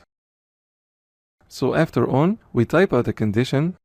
Here is the condition we need to type out. Orders dot customer underline ID should be equal to customers dot customer ID. Now this is getting outside of the screen, so let me break out this line. That's better. So in this query, we're telling MySQL that, hey, whenever you're joining the orders table with the customers table, make sure that the customer ID column in the orders table equals the customer ID column in the customers table. Now let's execute this query. Look at the result. Since we're selecting everything here, the first few columns are from the orders table because we have listed that first. Now, after all the columns in the orders table, we have the columns in the customer table. So customer ID, first name, last name, and so on. Now let's simplify the result set and select only order ID, first name, and last name. So back to our query, we select order ID, first name, and last name. Now let's execute the query. That is better. So next to each order ID, we can see the name of the customer that placed that order. Now what if we want to display the customer ID here as well? Well, let's put that here and see what happens. Customer ID. Execute the query. We get an error. So if you look at the output window down the bottom, you should see an error saying customer ID in the field list is ambiguous. Now, unfortunately, I cannot show you this error because the size of my recording window is smaller than my SQL. But that aside, let me explain why we're getting this error, because we have this customer ID column in both the orders and customers tables. So my SQL is not sure which table do we want to select this column from. That is why it's saying this column is ambiguous. So we need to qualify this column by prefixing it with the table name. We can either pick it from the orders table or the customers table. It doesn't really matter because the values are equal, right?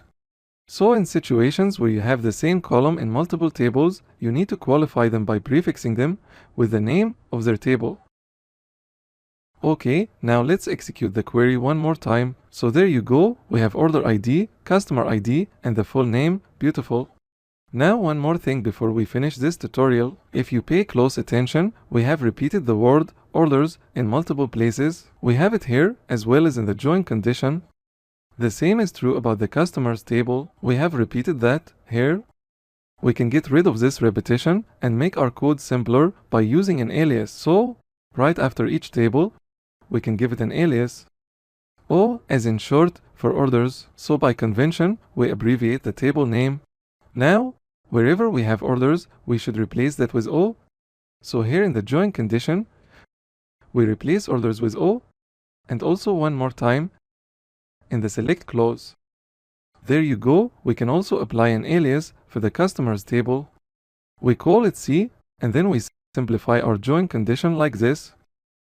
So this is how we can join columns from multiple tables.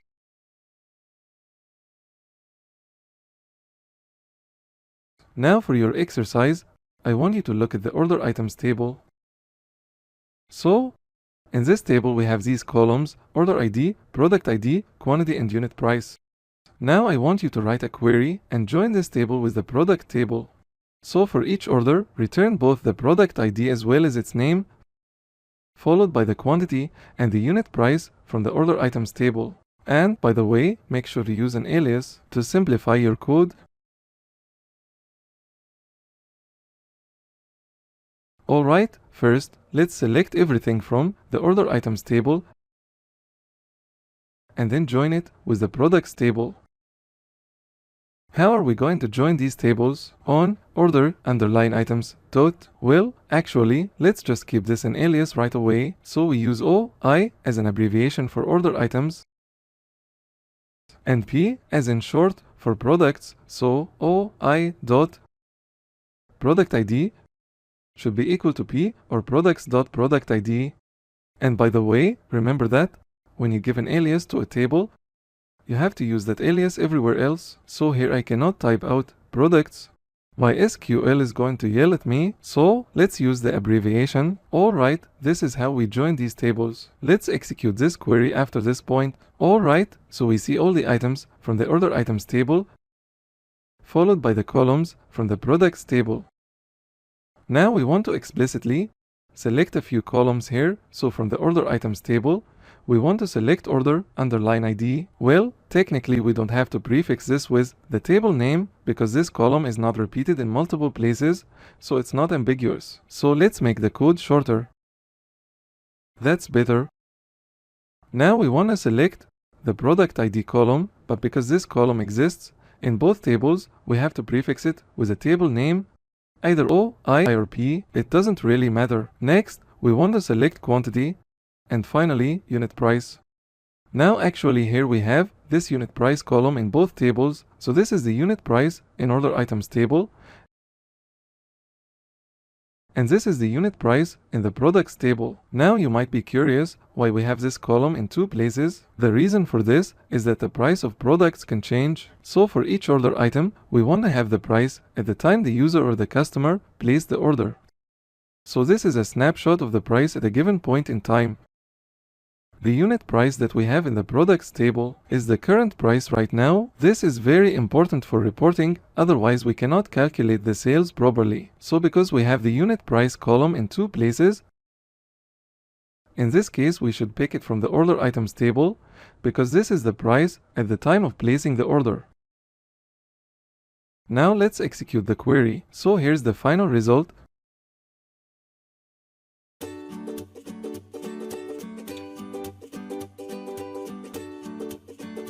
In the real world, when you work as a developer or a database administrator, quite often you will have to work with multiple databases. In this tutorial, I'm going to show you how to combine columns from tables across multiple databases. That's pretty easy. So in the SQL stored database, we have these tables that you're fairly familiar with. Now imagine this product table was not here.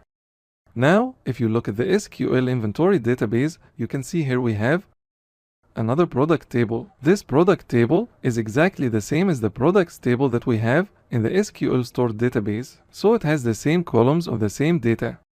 Now technically this is not a good design. You don't want to have the same table repeated in multiple places, but for this demo, let's just imagine that we don't have the products table here, so we want to join the order items table with the products table in the SQL inventory database. Let's get started.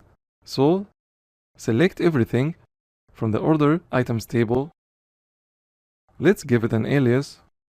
We want to join this with the products table. This products table is part of the SQL inventory database, so we'll have to prefix this with the name of its database. So we type out SQL inventory dot. Now, once again, we can give this an alias like P, then type out our join condition. So OI dot product ID should be the same as P dot product ID. Let's run the query.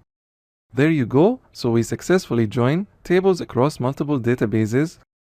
Now note that we're prefixing the products table with the name of its database because the current database that we're writing this query against is the SQL Store database. Take a look in the Navigator panel. The SQL Store database is displayed in bold because earlier we wrote the use statement to select a database that was SQL Store. Now what if you select the SQL inventory database? Let's see what happens. So SQL inventory. Now, because we have multiple statements, we have to terminate this with a semicolon. Now we want to select everything from the order items table, but we don't have this table inside of this database.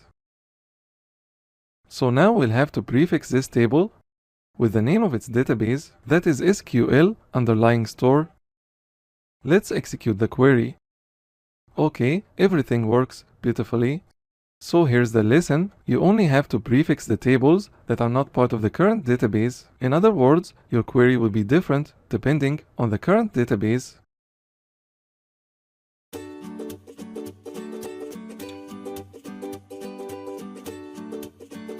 In SQL, we can also join a table with itself. Let me show you an example. Take a look at this database, SQL HR. In this database, we have these two tables, employees and officers. Let's take a look at the data in the employees table. There you go. So here we have these columns, employee ID, first name, last name, their job title, salary and reports to. This is the idea of the manager for this person or this employee. Now once again, we don't want to repeat the manager's information here, like their phone number, their address, because this information can change in the future, so we're only using their identifier or their ID to refer to them in its table.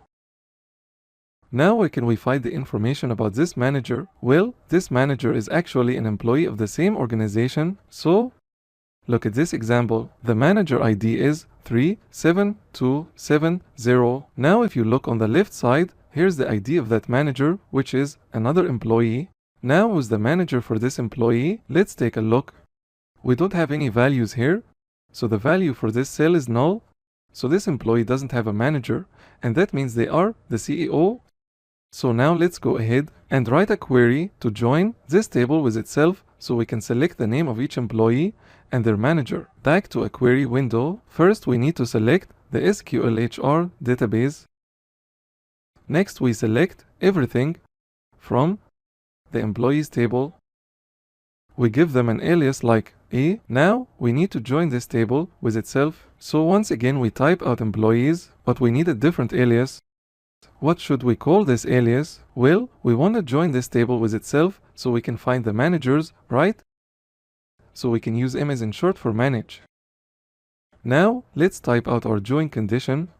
So from the employees table, we need to join the reports underlying two columns to the managers table, which is basically the employees table itself. And what column? That is employee underlying ID. Now let's execute this query and see what we get. So we see all the columns from the employees table repeated. The first set of columns represent information about the employees, and then after that we have information about the manager. In this case we have only one manager in this table, but with this technique we can easily create an organization chart. We can have a hierarchy of managers. Now let's simplify our query and select only the name of the employee and their managers. So, like here, since every column in the employees table is repeated twice, we need to prefix each column with the table name. For example, from the employees table, we want to get employee ID as well as the first name. And then from the managers table, we want to select the first name as well. So every column should be prefixed with the table name, or more accurately the alias, because all these columns exist in two tables, right? Let's go ahead and execute this query. So this is what we get: employee ID, first name, and here's the manager first name. We can improve this query by giving an alias to this column, because it doesn't make sense to have two first name columns. So let's give an alias to the third column, manager. Now, let's execute it one more time. And here's the end result. So we have the employee ID, first name, and manager. So joining a table with itself is pretty much the same as joining a table with another table. The only difference is that we have to use different aliases and we have to prefix each column with an alias. This is what we call a self-join. Next, I'm going to show you how to join more than two tables.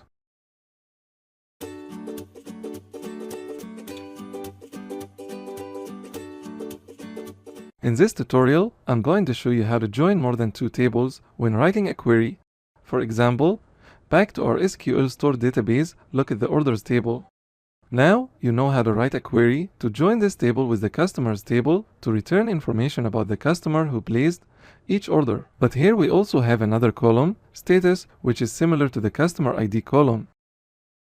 So the name of the statuses are not stored in this table, they are in somewhere else in the order statuses table. Let's have a quick look. So orders can be either processed, shipped, or delivered, and these are the identifiers for each of these statuses. Now back to our orders table. In the status column, we store the order status ID. So now we should write a query to join the orders table with two tables, the customers table and order statuses table. The result of this query is going to look like this. So for each order we see the order ID, the date, the first and last name of the customer, and finally the status of the order. This is a beautiful report we can create for our users, so let me show you how to write this query. Back to our query editor, first we need to select the SQL stored database. Now we need to select everything from the orders table, let's give it an alias. Next, we need to join this with the customers table. On O.customerID should be equal to C.customerID. Nothing new so far, exactly like before. Now, here we can write another join keyword to join the orders table with order statuses table. So we type out order statuses and also we give it an alias like OS. What is our join condition? Well, back in the orders table, here we have this status column. So the value in this column should be equal to the order status ID column in order statuses table, right? So back to the query. So orders table dot status should be equal to order statuses dot order status ID. Make sure to get the name right, don't have a typo, otherwise you're going to get an error. So this is how we can join three tables. Now in the real world, as you work on more complex problems, you may end up joining even 10 tables, so this is not uncommon in the SQL work. Now let's go ahead and execute this query. First we get the columns from the orders table, followed by the columns from the customers table, and so on. This result is so complex and hard to extract information from, so let's explicitly select a few columns here. From the orders table, we want to select the order ID column, as well as the order date. Then, from the customers table, we want to select the first name and the last name. And finally, from the order statuses table, we want to select the name column. Now we can give this an alias like status. That's better. Let's execute the query one more time. So, here's the end result. We have order ID, order date, the name of the customer, followed by the status of the order.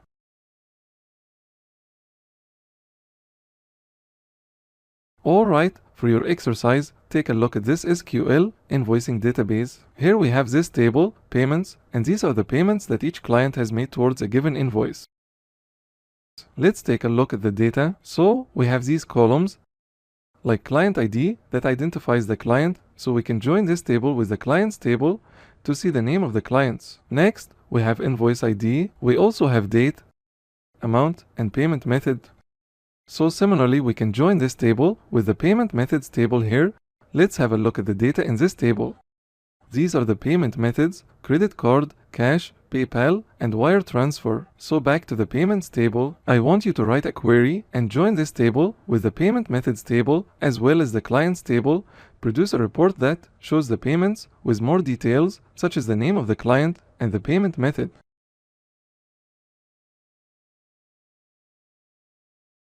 Alright, first we need to use the SQL invoicing database. Now we can select everything from the payments table, which we call P. Next, we need to join this with the clients table, which we call it C. On P.clientID should be equal to C.clientID. Let me double check the column name to make sure I got it right. So back to the payments table, the column is called client ID. We also have a column called payment method that we should join to the payment method ID column of the payment methods table. So back to the query. Once again, we use a join statement here. Join with payment methods. We give it an alias PM on p.payment underline method should be equal to pm.payment method ID. Make sure to type it correctly, otherwise you're going to get an error. So let's go ahead and execute the query. Up to this point, there you go. Finally, let's handpick the columns that make the most sense. So from the payments table, let's select a date followed by invoice ID. What else do we have here? So we have client ID, invoice ID, date, amount, and payment method. I'm going to pick the amount column from here as well. So back to the query p.amount. Now we need to add information about the client. Let's take a look at this table, clients. So here we have columns like name, address, city, and so on. All we need here is the name column. So back to the query from the clients table, let's select the name column, and finally from the payment method table, let's select what is that column called. It's called name. So back to the query pm.name. So here is the end result. Now we can put these columns in any order that we want. It doesn't really matter. Let's execute the query and make sure everything works. So on this date, for this invoice, we have a payment for this amount by this client using a credit card.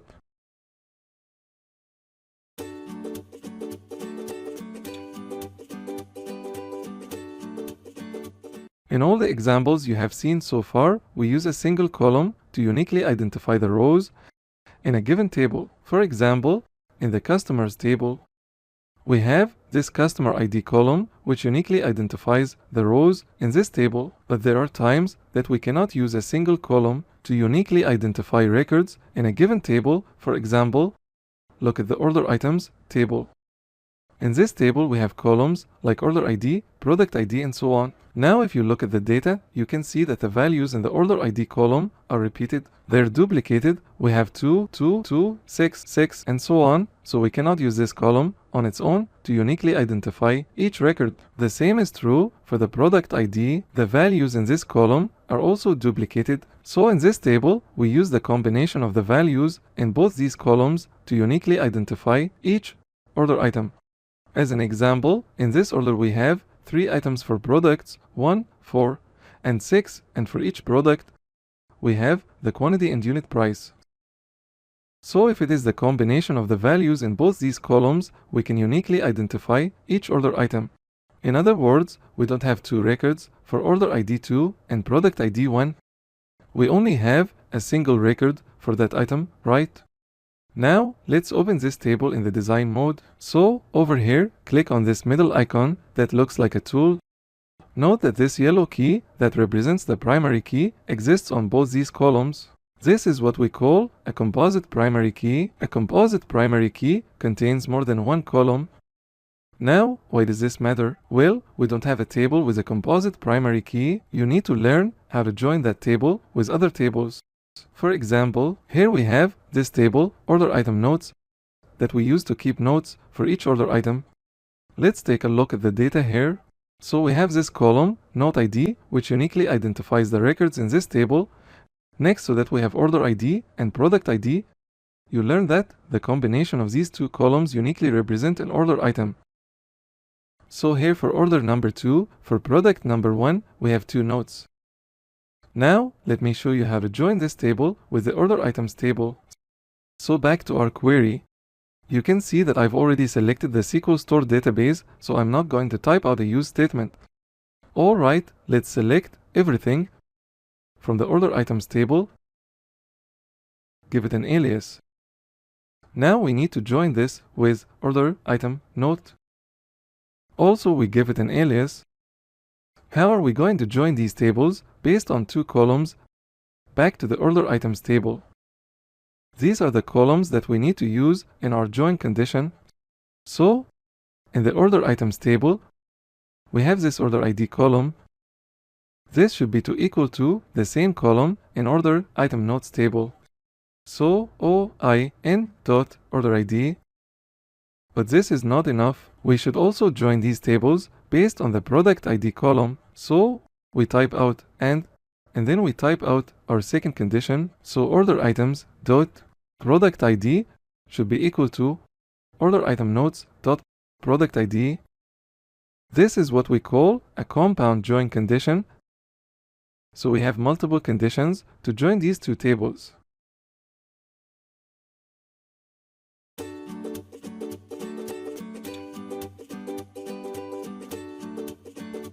In this tutorial, I'm going to talk about the implicit join syntax in my SQL. So here we have a basic inner join. We're selecting everything from the orders table, joining it with customers table on orders.customer ID equal to customers.customer ID. Pretty basic. There is another way to write this query using implicit join syntax. Let me show you how that works. So we select everything from. Now here we can type out multiple table names. So orders, comma, customers, and we can also give them an alias. So C and O. And then we move this join condition to the where clause. So I'm going to copy this from here, type out the where clause, and paste the condition. These two queries are equivalent. What we have here is called implicit join syntax. Now, even though my SQL supports this syntax, it's something that I suggest you not to use, because if you accidentally forget to type out the where clause, you will get a cross join. Let me show you what I mean. So first I'm going to delete the first query and execute this. So we get 10 records because we have 10 orders in this database. So far so good. But what happens if we accidentally forget to type out the where clause? Instead of 10 records, we're going to get probably 100 records, because every record in the order table is now joined with every record in the customers table. This is what we call a cross join. Now later in this section I'm going to talk about cross joins in more detail, but what I want to point out in this tutorial is that it's better to use the explicit join syntax. So we use join because this syntax forces you to type out the join condition.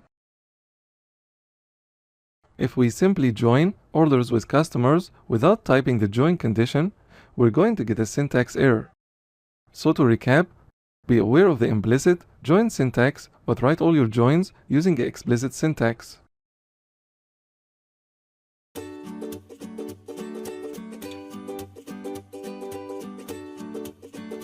Earlier in this section, I told you that in SQL we have two types of joins, inner joins and outer joins. Now, so far you have only seen examples of inner joins, and I also told you that this inner keyword is optional, so whenever you type out a join, you're using an inner join. In this tutorial, we're going to look at outer joins and the problems they solve. So let's start by writing a query that uses an inner join, and then we'll convert that inner join to an outer join. So select everything from the customers table, join it with the orders table on C.customer ID should be equal to O.customer ID. Pretty basic, right?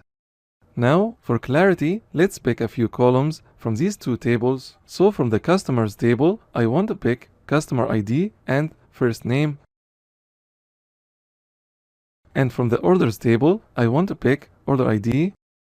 Now finally, let's sort the result so we can clearly see what we get. So order by C.customer ID. Let's execute this query and see what we get. So here's the result. For customer number 2, called Ines or Inos, whatever, we have two orders, order 4 and order 7. Similarly, for customer number 5, we have two orders and so on. Now there is something missing in this result. we only see customers who have an order in our system. These are customers 2, 5, 6, 7, 8, and 10, but if you look at the customers table, you can see that we have other customers like customer number 1, customer number 3, and so on. Now currently we don't have any orders for these customers, and that's the reason we don't see them in this result set. But what if we want to see all the customers, whether they have an order or not?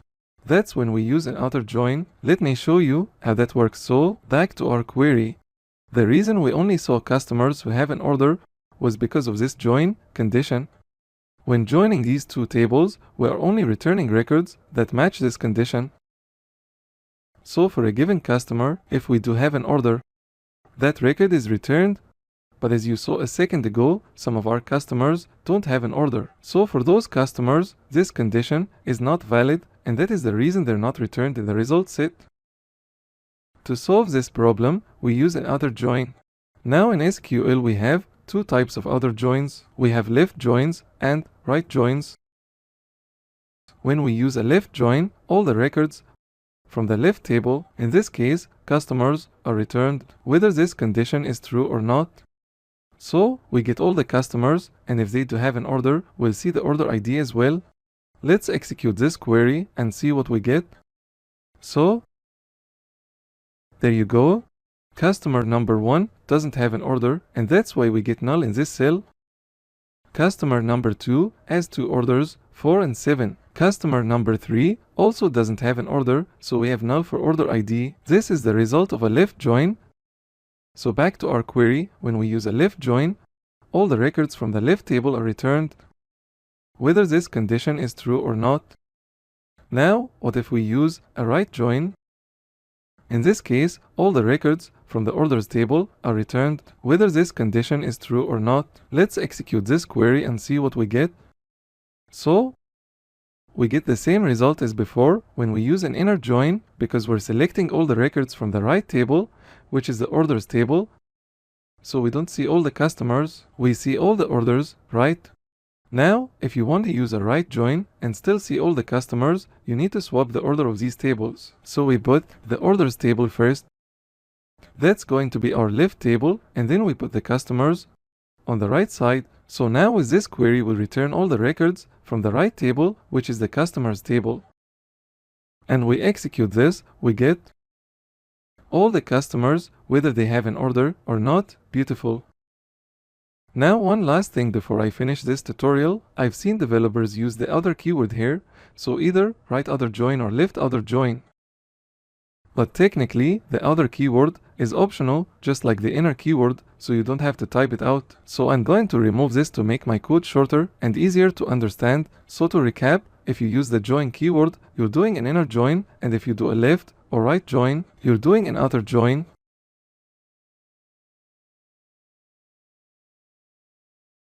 Here's your exercise. For this tutorial, I want you to write a query that produces this result. So we have 3 columns here: product ID, name, and quantity that I picked from the order items table. So here we need to join the products table with order items table so we can see how many times each product is ordered. However, if we do an inner join, we'll only see the products that have been ordered. But here I'm doing an outer join. So product number 7 has never been ordered, but it still exists in the result. We see null for the quantity. So go ahead and write an outer join to produce this result.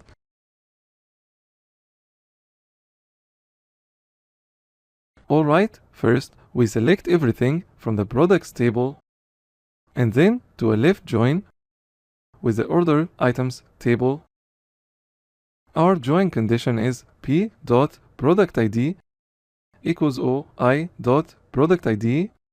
So because we're using a left join, we'll get all the products in the products table. Whether this condition is true or not, if they have never been ordered, we still see them in the result.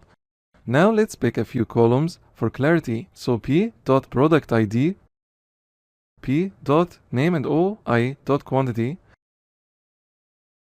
That's it. Let's execute the query. We get the same result as before, so all the products are here, and product number 7 has never been ordered, so we see null for the quantity.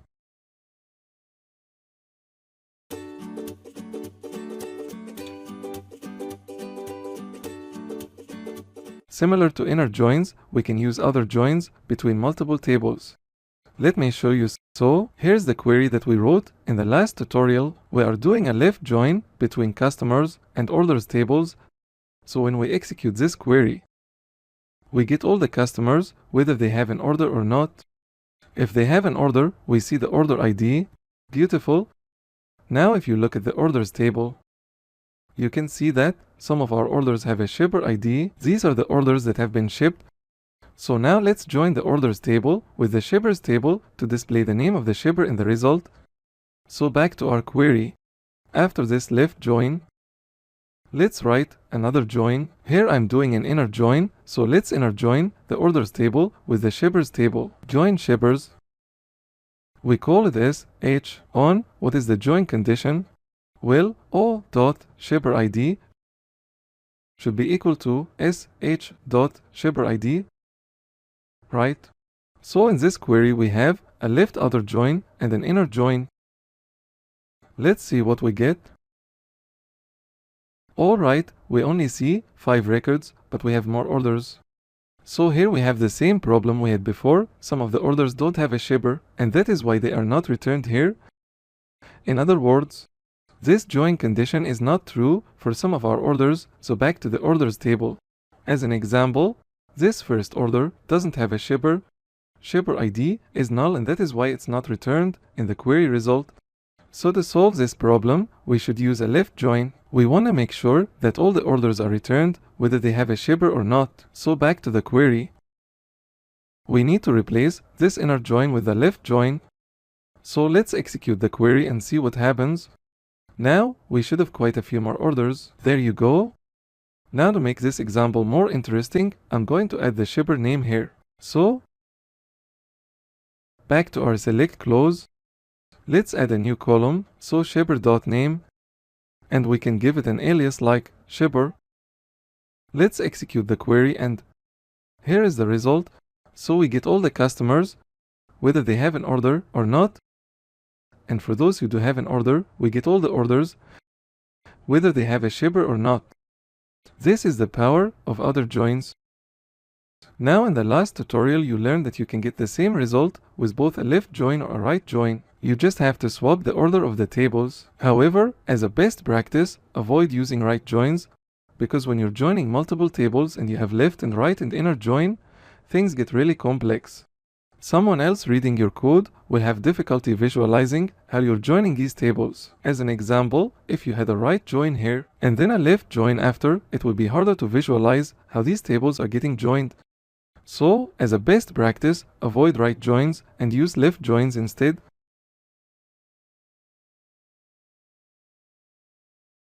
And here's your exercise for this tutorial. I want you to write a query that produces this result. So here we have these columns: order date, order ID, the first name of the customer, the shipper, and you can see that some of our orders are not shipped yet. So here we have null, and finally the status. So go ahead, spend 2 to 3 minutes on this exercise. When you're done, come back, continue watching. Alright, let's select everything from the orders table. Now we should join this with customers. On O dot customer ID should be equal to C dot customer ID. Here I'm using an inner join because every order does have a customer, so this condition is always valid. It doesn't matter if we use a left join or an inner join here. Okay, now before going any further, let's pick our columns. So from the orders table, I want to pick order ID followed by order date, and then customer dot first name, which we can optionally rename to customer. Alright, next we need to select the shipper, so we join the result with the shippers table on order dot shipper ID equal to shipper dot shipper ID.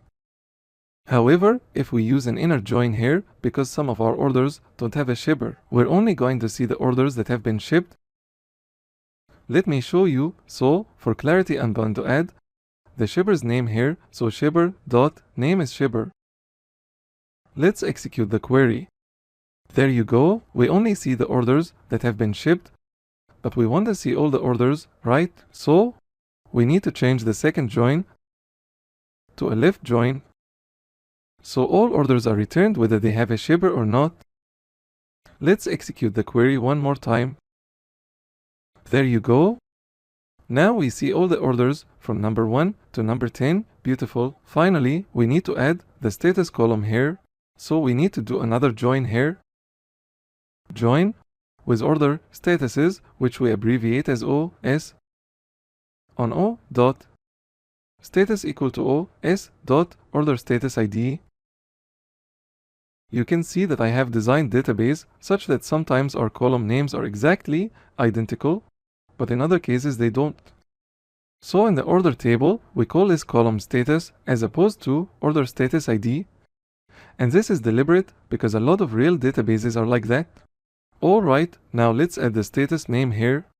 So order status dot name is status. Execute the query. And we can see all the orders here. For each order, we have the date, the customer, the shipper, and their status.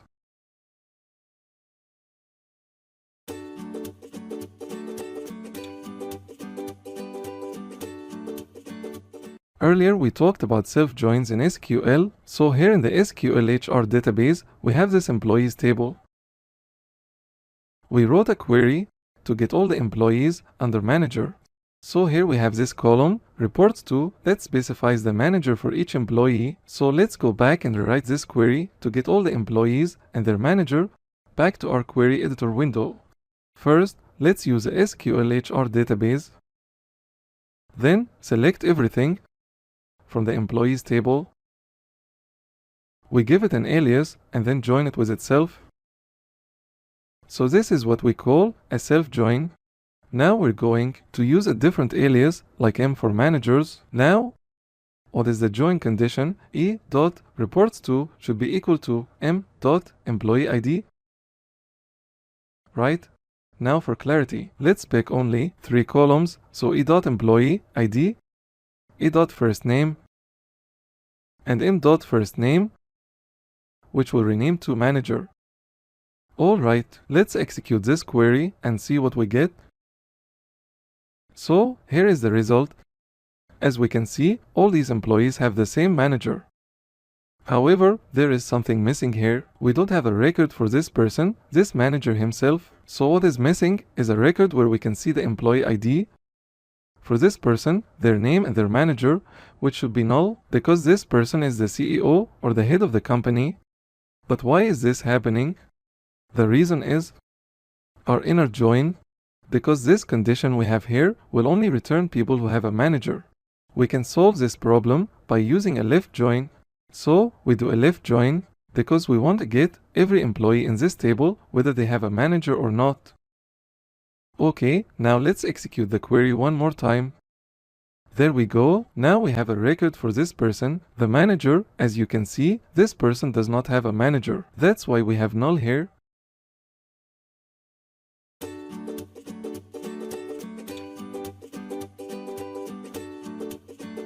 Back to our SQL store database. Here we have a simple query that joins the orders table with the customers table. And here's our join condition. We have seen several examples of this before. Now as our queries get more complex, these join conditions get in the way. They make our queries hard to read, but the good news is that in MySQL, we have a powerful feature for simplifying these queries. If the column name is exactly the same across these 2 tables, we can replace the on clause with a using clause, which is simpler and shorter. Let me show you. So I'm going to comment out this line and instead type out using in parentheses.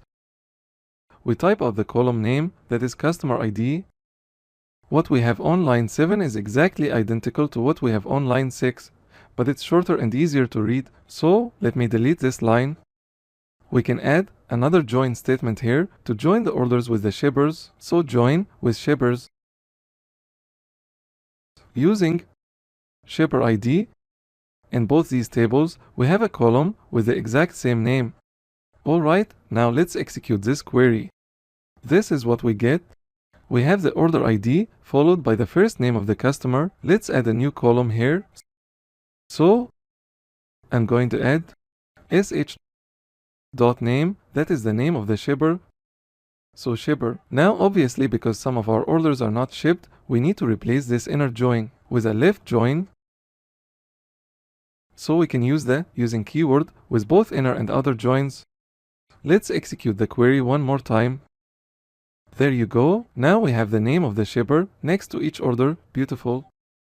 However, we cannot use this technique to join the result with the order statuses table, because in the orders table we have this column called status. But in order statuses table, this column has a different name. It's order status ID. Let me show you. So order statuses, columns. There you go, order status ID. So the using keyword only works if the column name is exactly the same across different tables. Now what if we have multiple columns in our join condition? For example, earlier we talked about this order items table. I told you that in this table we have a composite primary key, which basically means a primary key that consists of multiple columns. So the combination of these two columns uniquely identify each record in this table. Now, if you want to join this table with order item nodes table, in our join condition, we should compare both these columns with their corresponding columns in the order item nodes table. So let's quickly write that query and then simplify it with the using keyword. So select everything from order items. Now join it with order item nodes on. So here we need to compare OI.orderID with OIN.orderID and OI.productID equal to OIN.productID. This join condition is kind of messy. It's hard to read this query. Now we can simplify this query with the using keyword. So we type out using, in parentheses, we add both columns and separate them using a comma. So order ID and product ID. Isn't it better? Now, for exercise, back to our SQL invoicing database, write a query to select the payments from the payments table and produce something like this. So in this table, we have the date, the client, the amount, and the payment method. We can see on what date, who has paid, how much, using what payment method.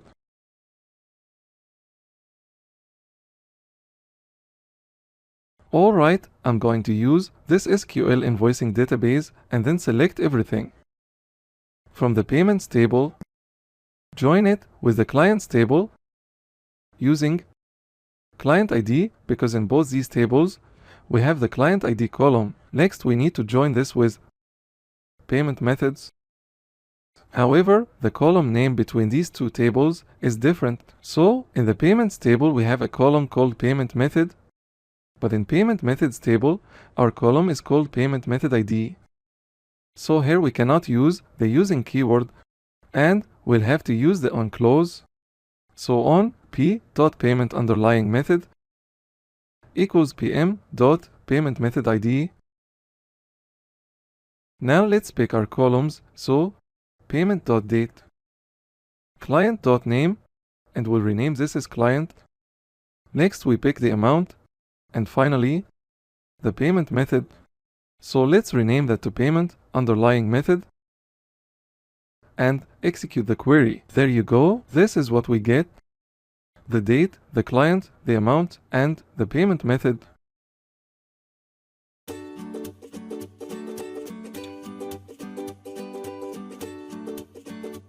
In SQL, we also have another simpler way to join two tables. It's called a natural join and it's easier to code, but it's not something that I recommend because sometimes it produces unexpected results. But let me quickly show you how it works, in case you see it somewhere, so at least you're familiar with it. So back to the previous example, let's select everything from the orders table.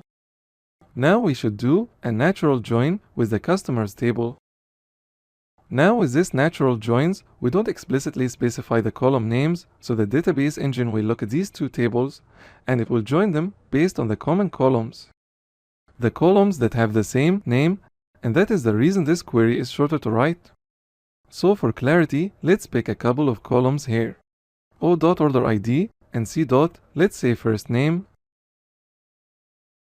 Let's execute the query. There you go. So we see all the orders and the customers who placed them. So natural joins are really easy to code, but they can be a little bit dangerous because we're letting the database engine figure out or guess the join. We don't have control over it. For this very reason, natural joins can produce unexpected results, and that's why I discourage you to use them.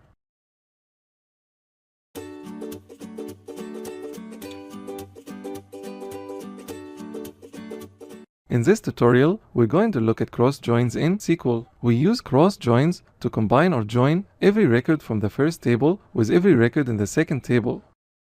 Here's an example. Let's select everything from the customers table. Now here we do a cross join with the products table. So every record in the customers table will be combined with every record in the products table. And that is why we don't have a condition here. Okay, so this is what we call a cross join. Now for clarity, let's pick a couple of columns like C dot first name. We rename it as customer, and then product dot name, which we rename to product. Also, let's sort the result by customer dot first name. Now let's execute the query. Here is the result of a cross join. So first we have Amber is the customer, and here are all the combinations of Amber with different products. Next we have Barbara or whatever it is, and again we have the combination of this customer with all the products. Now in this particular example, it doesn't really make sense to use a cross join. A real example for using cross joins is where you have a table of sizes like small, medium, large, and a table of colors like red, blue, green, whatever, and then you want to combine all the sizes with all the colors. That is when you use a cross join. Now what we have here is called the explicit syntax for cross join. We also have the implicit syntax, which looks like this. Instead of typing out the cross join, we type out multiple tables in the from clause, so customers and orders. Both these queries produce the same result, but I personally prefer to use the explicit syntax because it's more clear. And here is a simple exercise for you. Do a cross join between shippers and products. First do it using the implicit syntax and then using the explicit syntax. It's pretty straightforward. I just want you to get your hands dirty in the code and get used to this syntax. Alright, first I'm going to use the implicit syntax and then I will show you the explicit syntax. So let's start by selecting everything from two tables, shippers and products. Now for clarity, let's pick two columns, shipper.name, which we rename to shipper, and product.name, which we rename to product. And finally, let's order everything by shipper.name. Let's execute the query. This is what we get. So the combination of all shippers and all products, beautiful. Now let's use the explicit syntax. So we select everything from the base table, in this case shippers, and then do a cross join with products. That produces exactly the same result.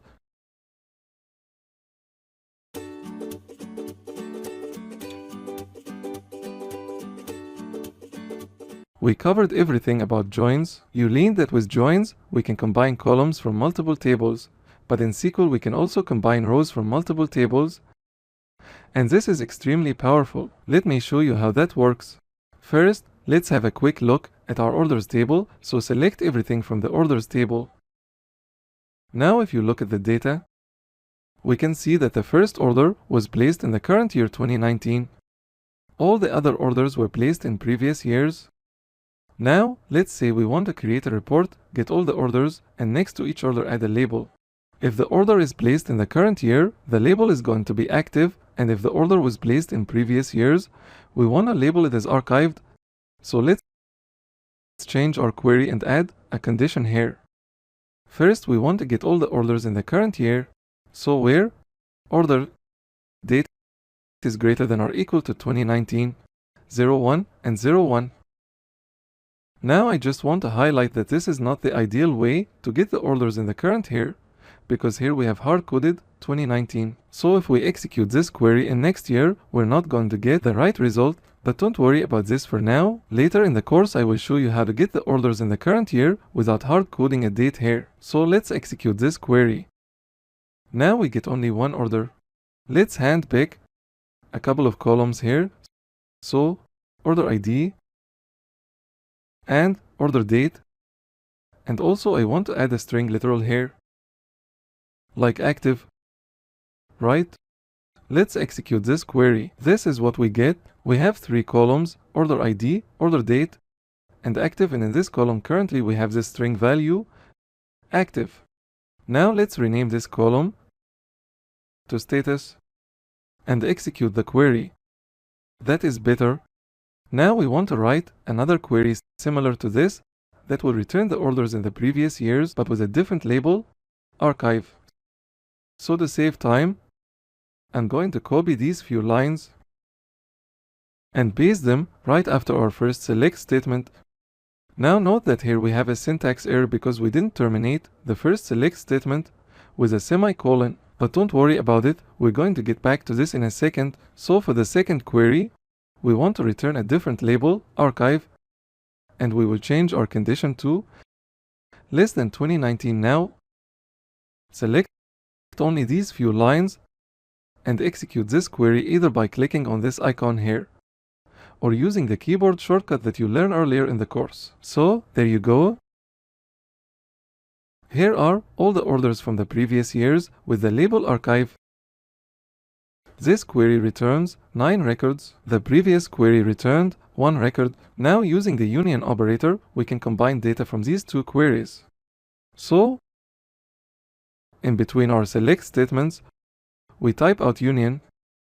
Now let's execute the query one more time.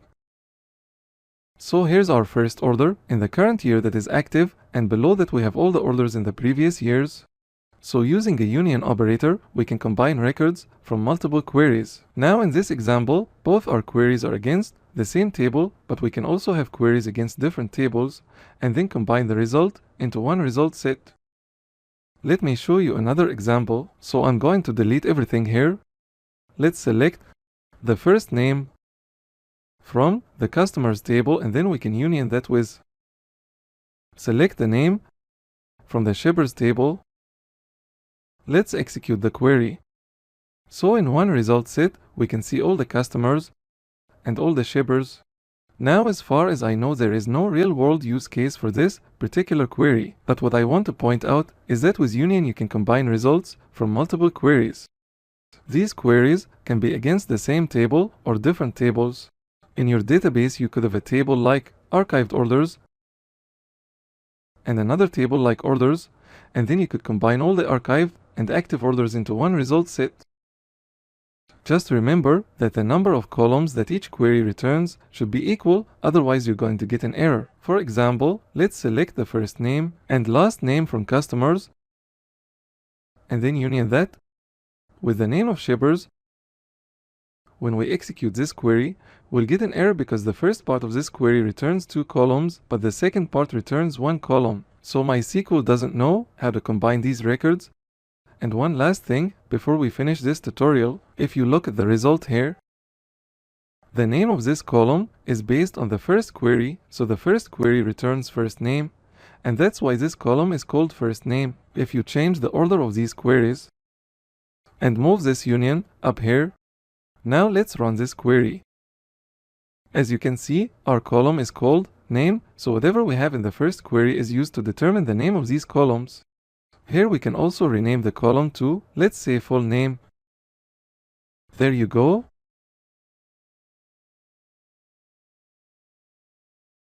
Alright, here's your exercise for this tutorial. Write a query to produce this report. So here we have 4 columns, customer ID, first name, points and type. Now, as you know, we don't have this column in the customers table, so we have calculated the values in this column based on the points each customer has. If they have less than 2,000 points, their type is bronze. If they have between 2,000 to 3,000 points, they are silver customers, and if they have more than 3,000 points, they are gold customers. Also note that here we have sorted the result by the first name, so go ahead and spend 2 minutes to write this query.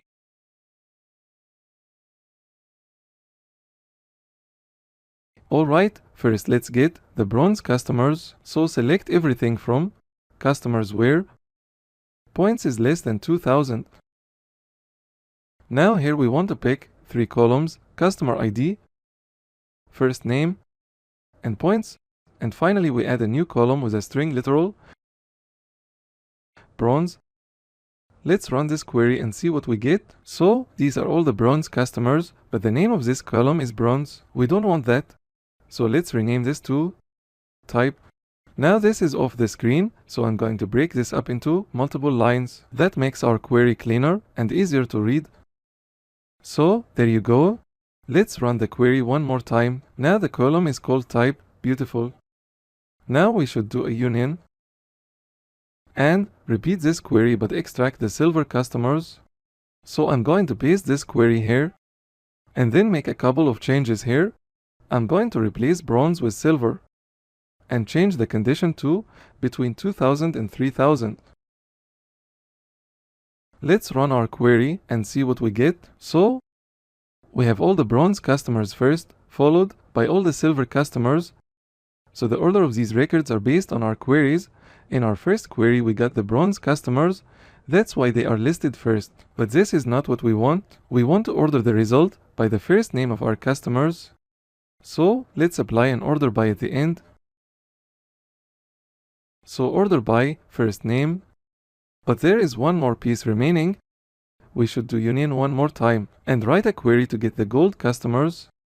So I'm going to select these few lines and paste them here. Now let's change silver to gold and the condition to points greater than 3000. And finally we do an order by. Let's run the query one more time. And here is the end result. Our customers are sorted by their first name. We see all the bronze, silver, and gold customers.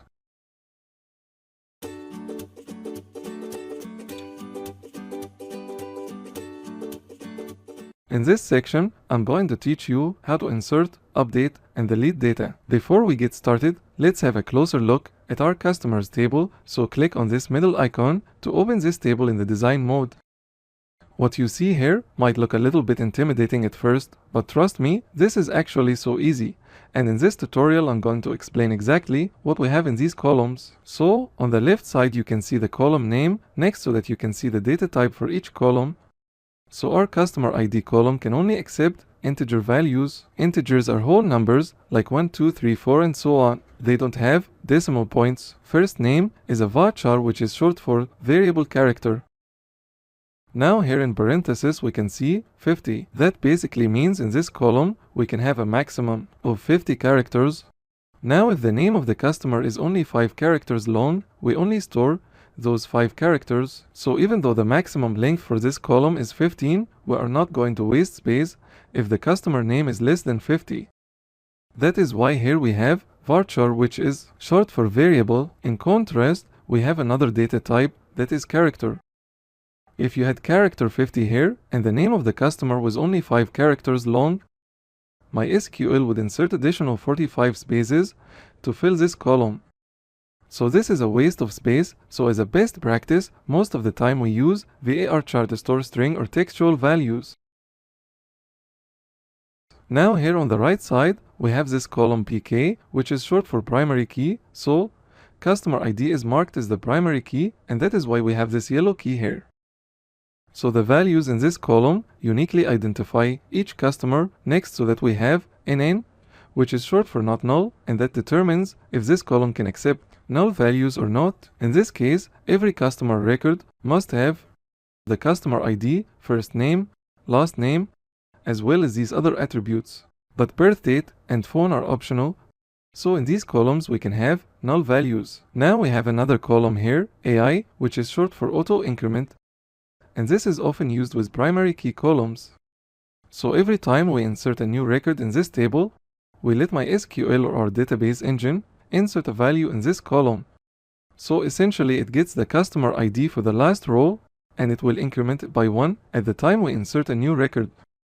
So if you look at the data, you can see that currently we have only 10 customers here, so if you have a new customer here, my SQL will assign 11 to the new customer, okay. And finally, here we have another column that specifies the default value for each column. For example, for our birth date and phone columns, the default values are null, so if we don't supply a value, my SQL will use the null values for those columns. Similarly, we have another default value for the points column, so if you don't supply the points for customer, my SQL will use 0.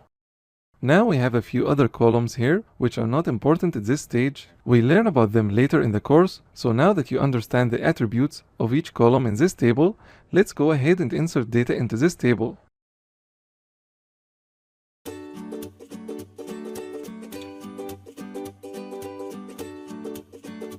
In this tutorial, you're going to learn how to insert a row into a table. For that, we're going to use the insert into statement, where we're going to insert this row into the customers table. So we type out the name of the table here, followed by the values clause. And here in parentheses, we supply the values for every column in this table. So back to our table definition, these are all the columns. First, we need to supply a value for the customer ID column. However, in this column, the auto increment attribute is enabled, and as I told you before, if we don't supply a value, my SQL will generate a unique value for us. So we can go back to our statement and either assign an explicit value or use default to let my SQL take care of generating this value. And this is the preferred approach, because if you use an explicit value like 200, it is possible that you might have another customer with the same ID. So when you execute this statement, you're going to get an error because you cannot have duplicate values in this column. Every value should be unique. So here we're going to use the default keyword to let my SQL generate a unique value for the customer ID. Now after that, we need to supply a value for the first name and last name columns. So let's say John Smith. Note that I have enclosed these values with quotes because, as I told you before, in SQL, we should always enclose string and date values with quotes, either single or double quotes, okay. Now what else? Back to our customers table. After the last name, we have the birth date. However, as you can see, this column is optional because this checkbox is not checked. So here we can use null or an explicit value. Null means the absence of value. So back to our statement, we can type out the birth date like 1990 January 1st, or we could use the null keyword to leave out this value. Now in this demo, I'm going to use a valid date.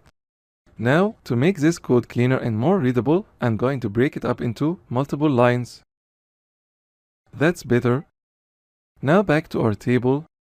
Next we have phone, and phone is also optional because this checkbox is not checked and null is the default value for this column. So here we can explicitly pass null or use the default keyword and let my SQL put null into this column. It's exactly the same. So back to our statement, we can pass null or default. Both these keywords will have the same result. In this case, I'm going to use the null keyword. Alright, let's have one more look at our table. Next, we have 4 more columns that are required. So address, city and state, and points. And note that points has the default value of 0, so we can either use an explicit value like 200 or use the default keyword and let my SQL generate 0. So back to our statement, let's type out an address. It doesn't really matter, followed by a city and a state, let's say California, and finally points. Again, we can use an explicit value or default. So this is how we can insert a row into a table. However, in this example, we're only supplying values for first name, last name, birth date, and address fields. So we're leaving out the phone number, the customer ID, and the points. So there is another way to write this statement. Let me show you. So after the table name, we can optionally supply the list of columns that you want to insert values into. In this case, first name, last name, birth date. Now, once again, I'm going to break up this statement into multiple lines. So 3 more columns, address, city, and state. So these are the 6 columns that we are going to supply values for. With this change, we don't have to use this default or null values. We only supply values for these columns, so I'm going to remove default from here, then null, and finally this last default keyword. So these 6 values that we supplied here are used for these 6 columns. Now with this change, we can also reorder the columns. We don't have to list them in the same order that they are defined in the customers table. For example, we can put the last name first, and then obviously we should also swap the order of these values so we can list them in any orders. Now let's execute this statement. Now if you look at the output window, down the bottom, you should see the statement followed by 1 rows affected. Unfortunately, I cannot resize this window to show you this message, but if you look down below, you can see that 1 record was affected, which basically means 1 record was inserted into this table. Now let's look at the data in the customers table. So, the last row is the one that we inserted. You can see that my SQL automatically generated the value 11. This is the effect of auto increment attribute, so it takes the value of the last row and increments it by 1. So here we have the first name, last name, the birth date. We didn't supply a value for the phone attribute, so that's why we have null here. We also have address, city, state, and the default value of 0 for the points.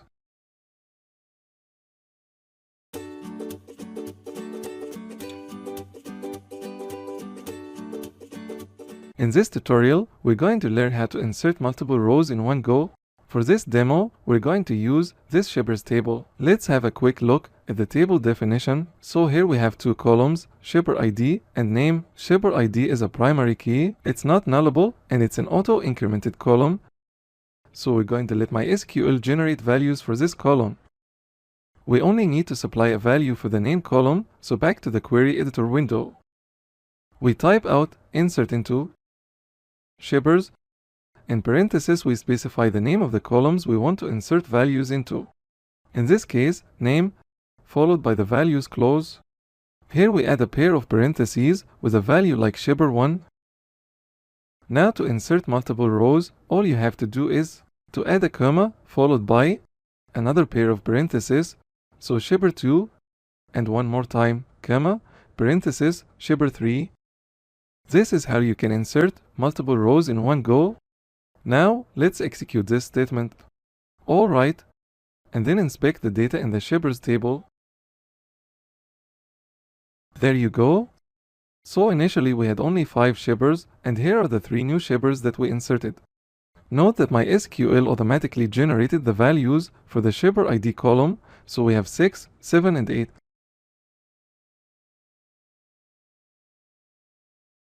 Alright, here's your exercise for this tutorial. Write a statement to insert 3 rows in the products table. That's pretty easy, you can knock it out in a minute. So here's our products table. We only have 4 columns. We're going to leave out the first column because it's an auto-incremented column, so we only have to supply values for name, quantity, and unit price.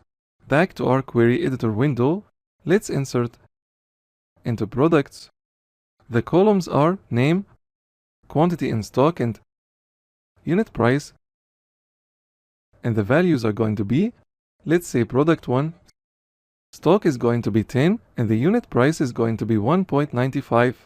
Now I'm going to select these values, copy, comma, paste it like this, change the values accordingly. And finally the last row, product 3.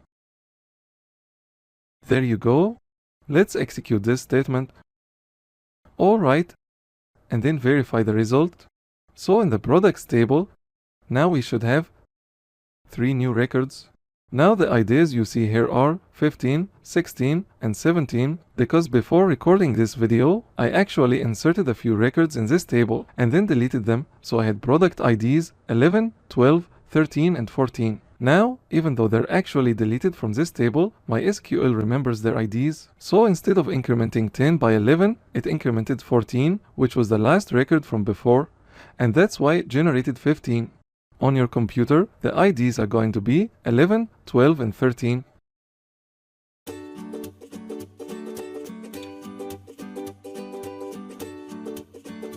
So far you have only learned how to insert data into a single table. In this tutorial, I'm going to show you how to insert data into multiple tables. Here is a really good example. Look at the orders table. What columns do we have here? We have the order ID. We have the customer ID, so we know who has placed this order. We know the date of the order. We know the status, comments, as well as shipping information. But the actual items for this order are not in this table. They are in the order items table. So in this table we have 4 columns. We have the order ID, so we know what order this item is for. We have the product ID, so we know what product has been ordered, at what quantity, and what price. So an actual order can have 1 or more order items. This is what we call a parent-child relationship. So in this relationship, the orders table is the parent and the order items table is a child. So one row in the orders table can have 1 or more children inside the order items table. Now in this tutorial I'm going to show you how to insert an order and all its items.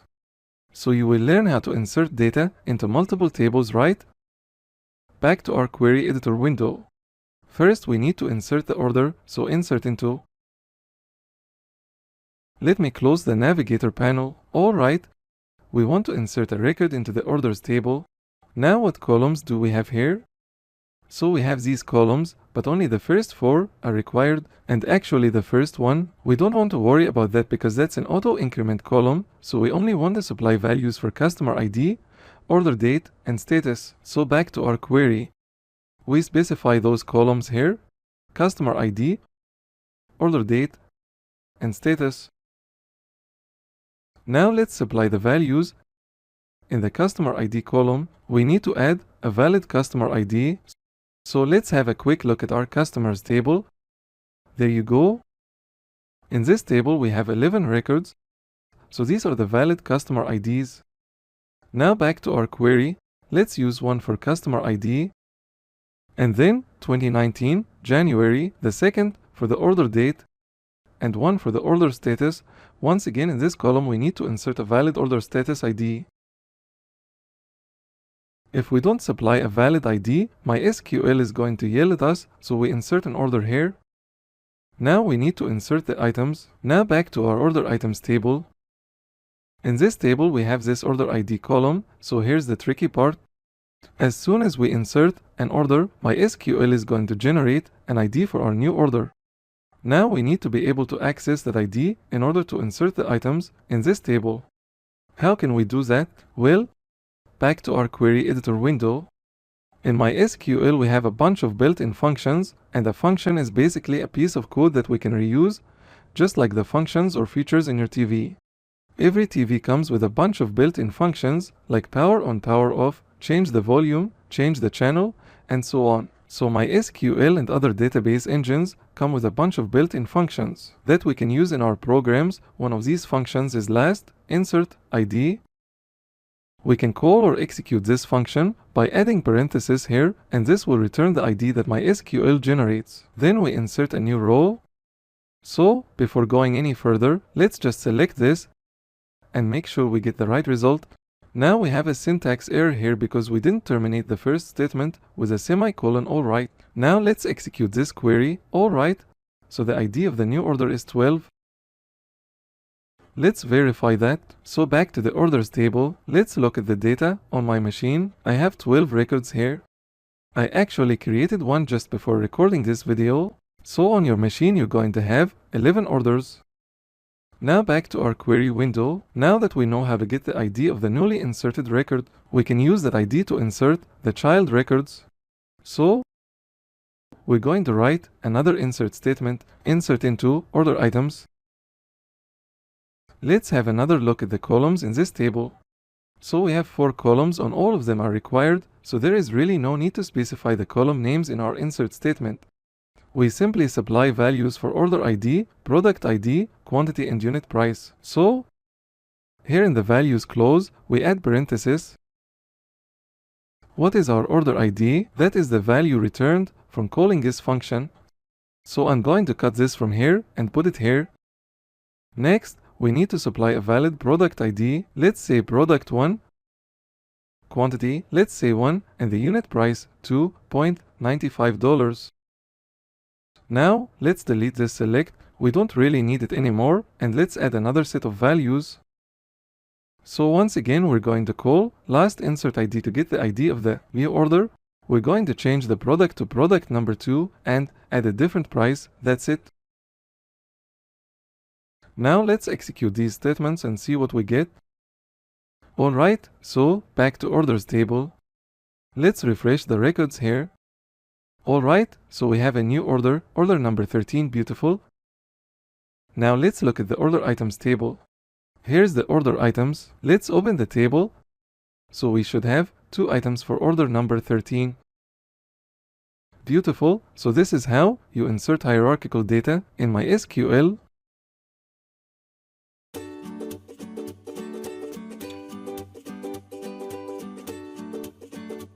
In this tutorial, I'm going to show you how to copy data from one table to another. For example, in our orders table, currently we have about a dozen records. Now let's say we want to create a copy of this table called orders archive, and we want to insert every row that we have in this table into that new table. If we have 10 orders, we don't want to code an insert statement with 10 set of values. That is very time consuming. So I want to show you a powerful technique to quickly copy data from one table to another. First, we need to create this new table, orders archive. For that, we're going to use create table as statement. So create table, orders archived as. Now, right after that, we write a select statement to get everything from the orders table. Now let's see what happens when we execute this query. There you go. So back in the navigator panel, we have to refresh this view by clicking on this icon over here. Now we have a new table, orders archive. Let's look at the data. So you can see all the orders are here, and we have the exact same columns as the orders table. However, if you open this table in the design mode, you can see that in this table we don't have a primary key, so the order ID column is not marked as a primary key, and also it's not marked as an auto increment column. So when we create a table using this technique, MySQL will ignore these attributes. And that means if you want to explicitly insert a record into this new table, we have to supply a value for order ID because this column is no longer an auto increment column. Okay, so using create table as statement, you can quickly create a copy of a table. Now we refer to this select statement as a subquery. So a subquery is a select statement that is part of another SQL statement.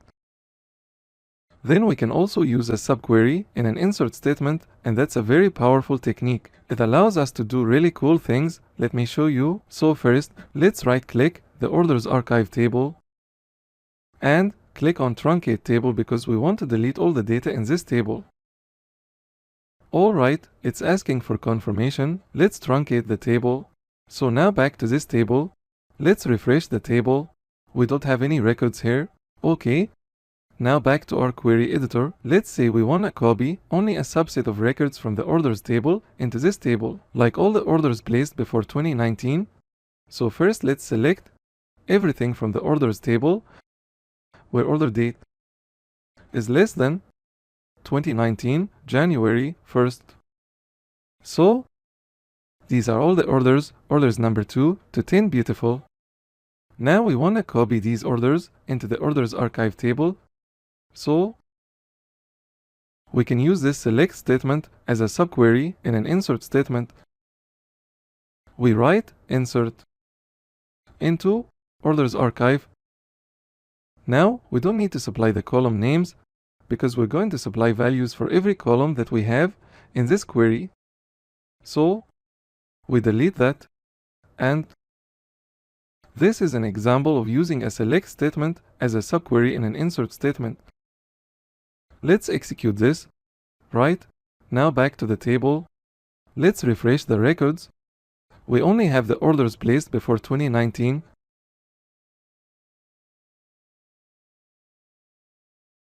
Alright, here's a really cool exercise for you. Back to our SQL invoicing database, look at the invoices table. So in this table we have these columns: invoice ID, number, client ID, which is associated or related to the client ID column in the clients table. followed by a few other columns. Now, let's say we want to create a copy of the records in this table and put them in a new table called Invoices Archive. However, in that table, instead of the client ID column, we want to have the client name column, so you need to join this table with the clients table and then use that query as a subquery in a create table statement. Also, to make the exercise more interesting, I want you to copy only the invoices that do have a payment. So if you look over here, this payment date column determines if a payment has been made towards this invoice or not. So select only the invoices that do have a payment date. It's a really good exercise. Spend 2 to 3 minutes on this and then come back, continue watching. Alright, first I'm going to use the SQL invoicing database. Now let's select everything from the invoices table and join it with the clients table. Here I'm going to use the using statement to simplify my join. What column are we going to use for joining? The client ID column. Let's execute this query up to this point. Alright, so first we see the client ID column that is used for joining these tables. After that we have the columns from the invoices table, like invoice ID, number and so on, followed by the columns from the clients table, like name, address and so on. Obviously we don't want all of these columns, we only need the columns from the invoices table. But we should replace the client ID column with the client name column. So, let's have a quick look at the design of the invoices table. Here we have invoices ID, number, client ID. We want to replace this column with the client name. So, back to our query. I'm going to pick invoice ID, number, and then client.name. Let's rename it to client.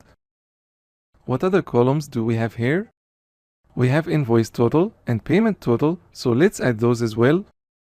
Invoice total, as well as payment total. We also have 3 columns for dates, invoice date, due date, and payment date. So, let me close the navigator panel. Invoice date, payment date, and due date.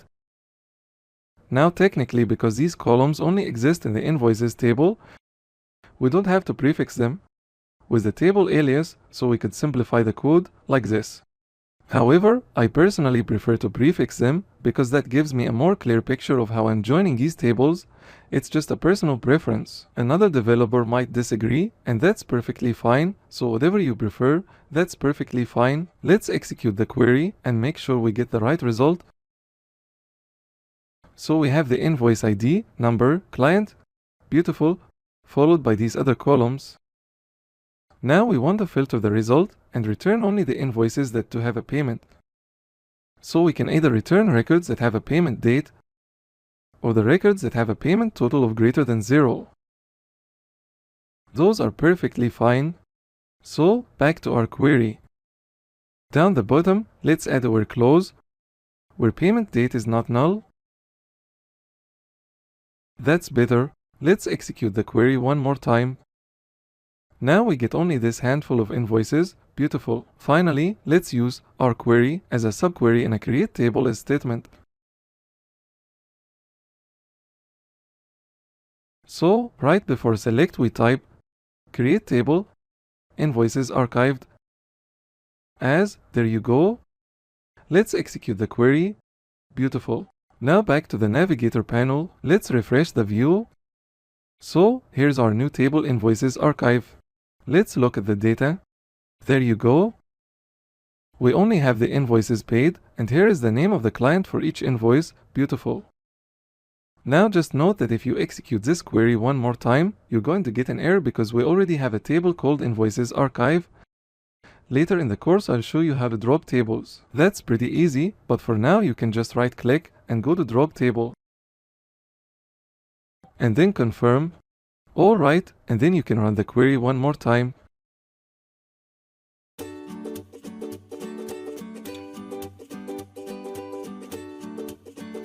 In this tutorial, I'm going to show you how to update data in SQL. So, back to our invoices table. Look at the first record here.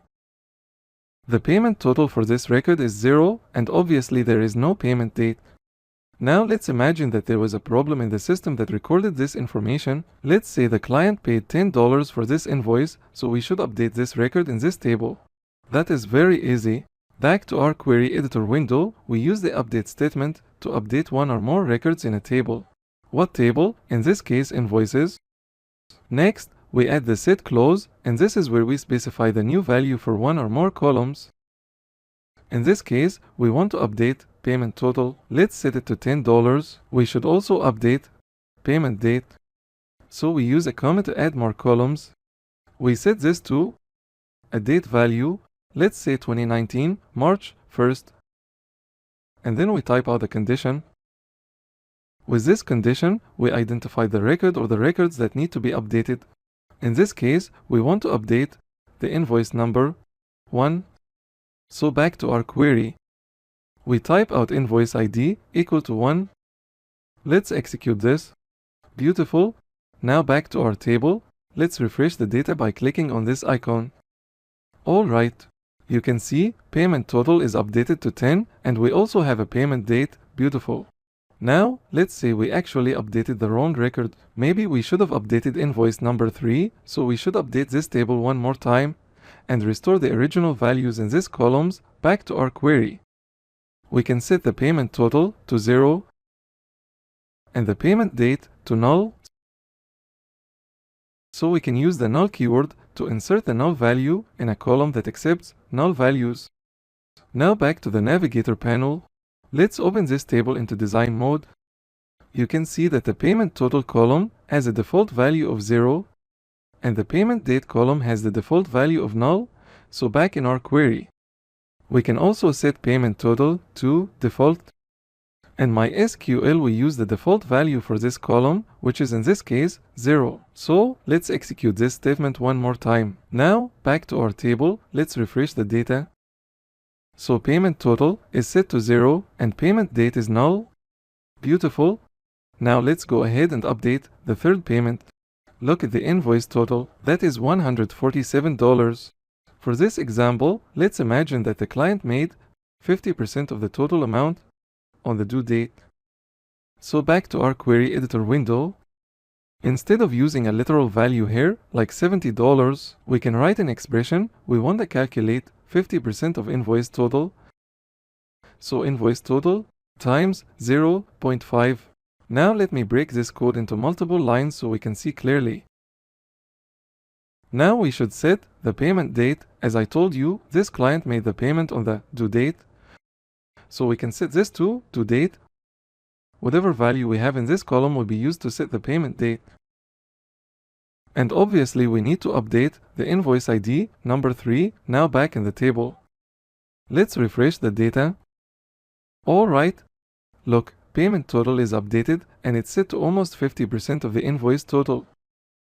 However, this number is truncated, so we don't have the digit after the decimal point. Don't worry about it for now. We'll come back to this when we talk about data types later in the course. Also, we can see that payment date is set to the same value we have in the due date column.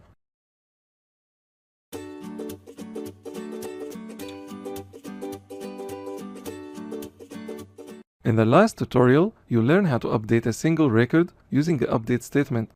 Now if you want to update multiple records, the syntax is exactly the same, but the condition that you type out here has to be more general. For example, back to an invoices table, you can see that we have multiple invoices for client number 3. You can write a statement to update all the invoices for this client. So back to our query editor window, we change our condition to where client ID equals to 3. However, if you execute this statement with MySQL Workbench, which is the software we've been using in this course, you're going to get an error because by default MySQL Workbench runs in the safe update mode, so it allows you to update only a single record. You're not going to have this problem if you use another client for MySQL or if you write this statement in your application code. This is only specific to MySQL Workbench. Now let me show you how to get around this. So on the top, we go to MySQL Workbench menu and then Preferences. On this dialog box on the left side, click on SQL Editor. And then, down the bottom, untick this checkbox, Save Updates. So this prevents you from accidentally updating or deleting a bunch of records in a table. So let's go ahead with this. Now we need to reconnect to this instance of MySQL, so let's copy all the code here and close this local instance window. Alright, now on the home page, double-click this connection to reconnect. There you go. And then paste all that SQL code. Now let's execute this. Beautiful. All the invoices for client number 3 were updated. Here we can also use the in operator. Let's say we want to update all the invoices for clients number 3 and number 4. So all the operators you learned to use in the where clause also apply here. Now technically this where clause is optional, so if you want to update all the records in a table, you simply leave it out.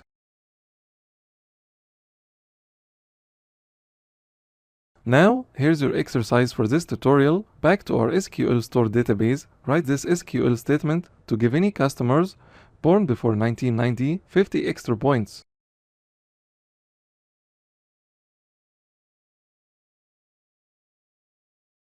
Alright, first I'm going to use SQL store database, then write an update statement to update the customers table, set the points to points plus 50. So here we are using an expression to update the points column for anyone born before 1990. So where birth date is less than 1990, January 1st.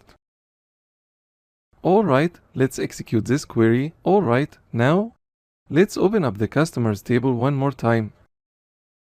So anyone who was born before 1990 now has an extra 50 points.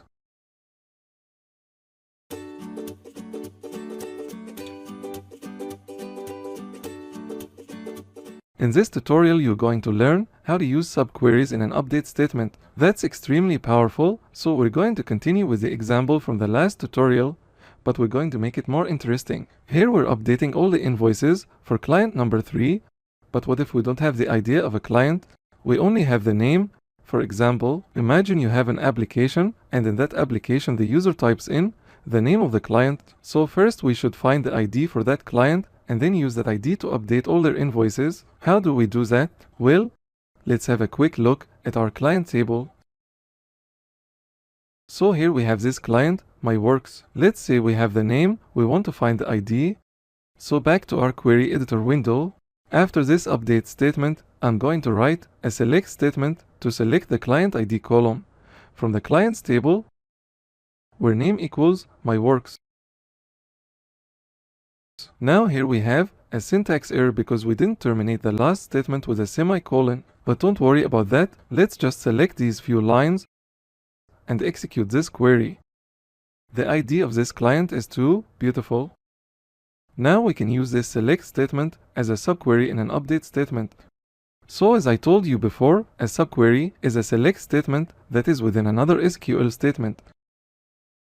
So instead of hard coding 3 here, we're going to use this select statement as a subquery, but we need to put it in parentheses, so my SQL will execute this query first. It will return the client ID and then use it in this condition. So for clarity, let's remove the line break and indent these few lines. So this is the end result. Now we execute this query, and this updated all the invoices for this client. Now, what if this query returns multiple clients? For example, back to the clients table, let's imagine we want to update the invoices for all clients located in New York or California. So, we need to update our subquery like this, where state in California and New York. Now, before executing the entire statement, let's just select our subquery and execute it to see what we get. So we get 2 client IDs, 1 and 3. Beautiful. Now because this subquery, returns multiple records, we cannot use an equal sign here anymore. So we need to replace this with the in operator. And now this statement updates the invoices for all clients located in these 2 states. Let's execute it. Beautiful, everything worked. So as a best practice, before executing your update statement, run your query to see what records you're going to update, so you don't accidentally update the records that shouldn't be updated. Now here we have a subquery, but even if we didn't have a subquery, we could still query the records that we're going to update. Let me show you. So let's imagine we're going to update all the invoices where payment date is null.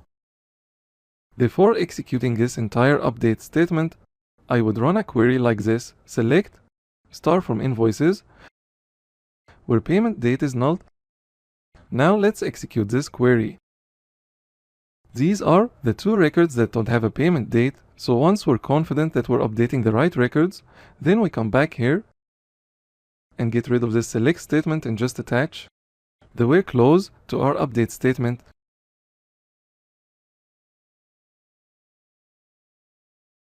Alright, here's your exercise for this tutorial. Back to our SQL store database, look at the orders table. As you can see, some of our orders don't have a comment. I want to write SQL statement to update the comments for orders for customers who have more than 3,000 points. So customers who have more than 3,000 points, regard them as gold customers. Find their orders. If they have placed an order, update the comments column and set it to gold customer. That's a really good exercise.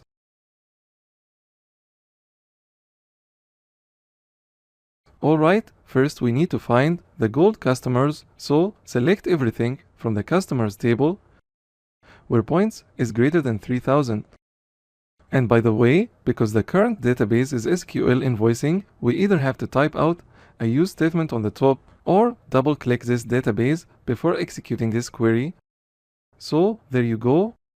We have 3 gold customers. Now we need to get the ID of these customers to use them in an update statement.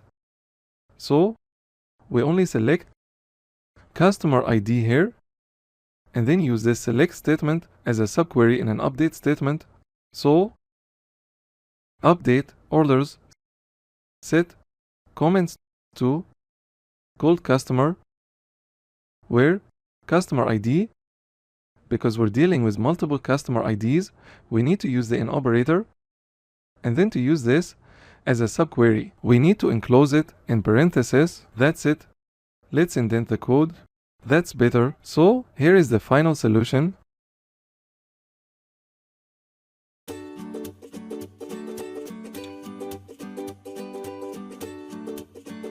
So you have learned how to insert and update data. In this lecture, we're going to finish this section by learning how to delete data. That is very easy. We use the delete from statement to delete records from a table.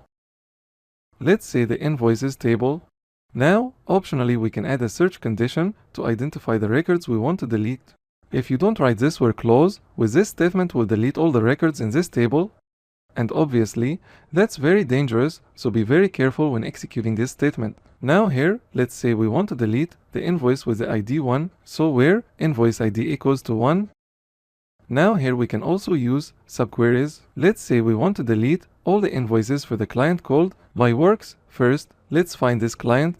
So select everything from the clients table where name equals to MyWorks. Let's execute the second query.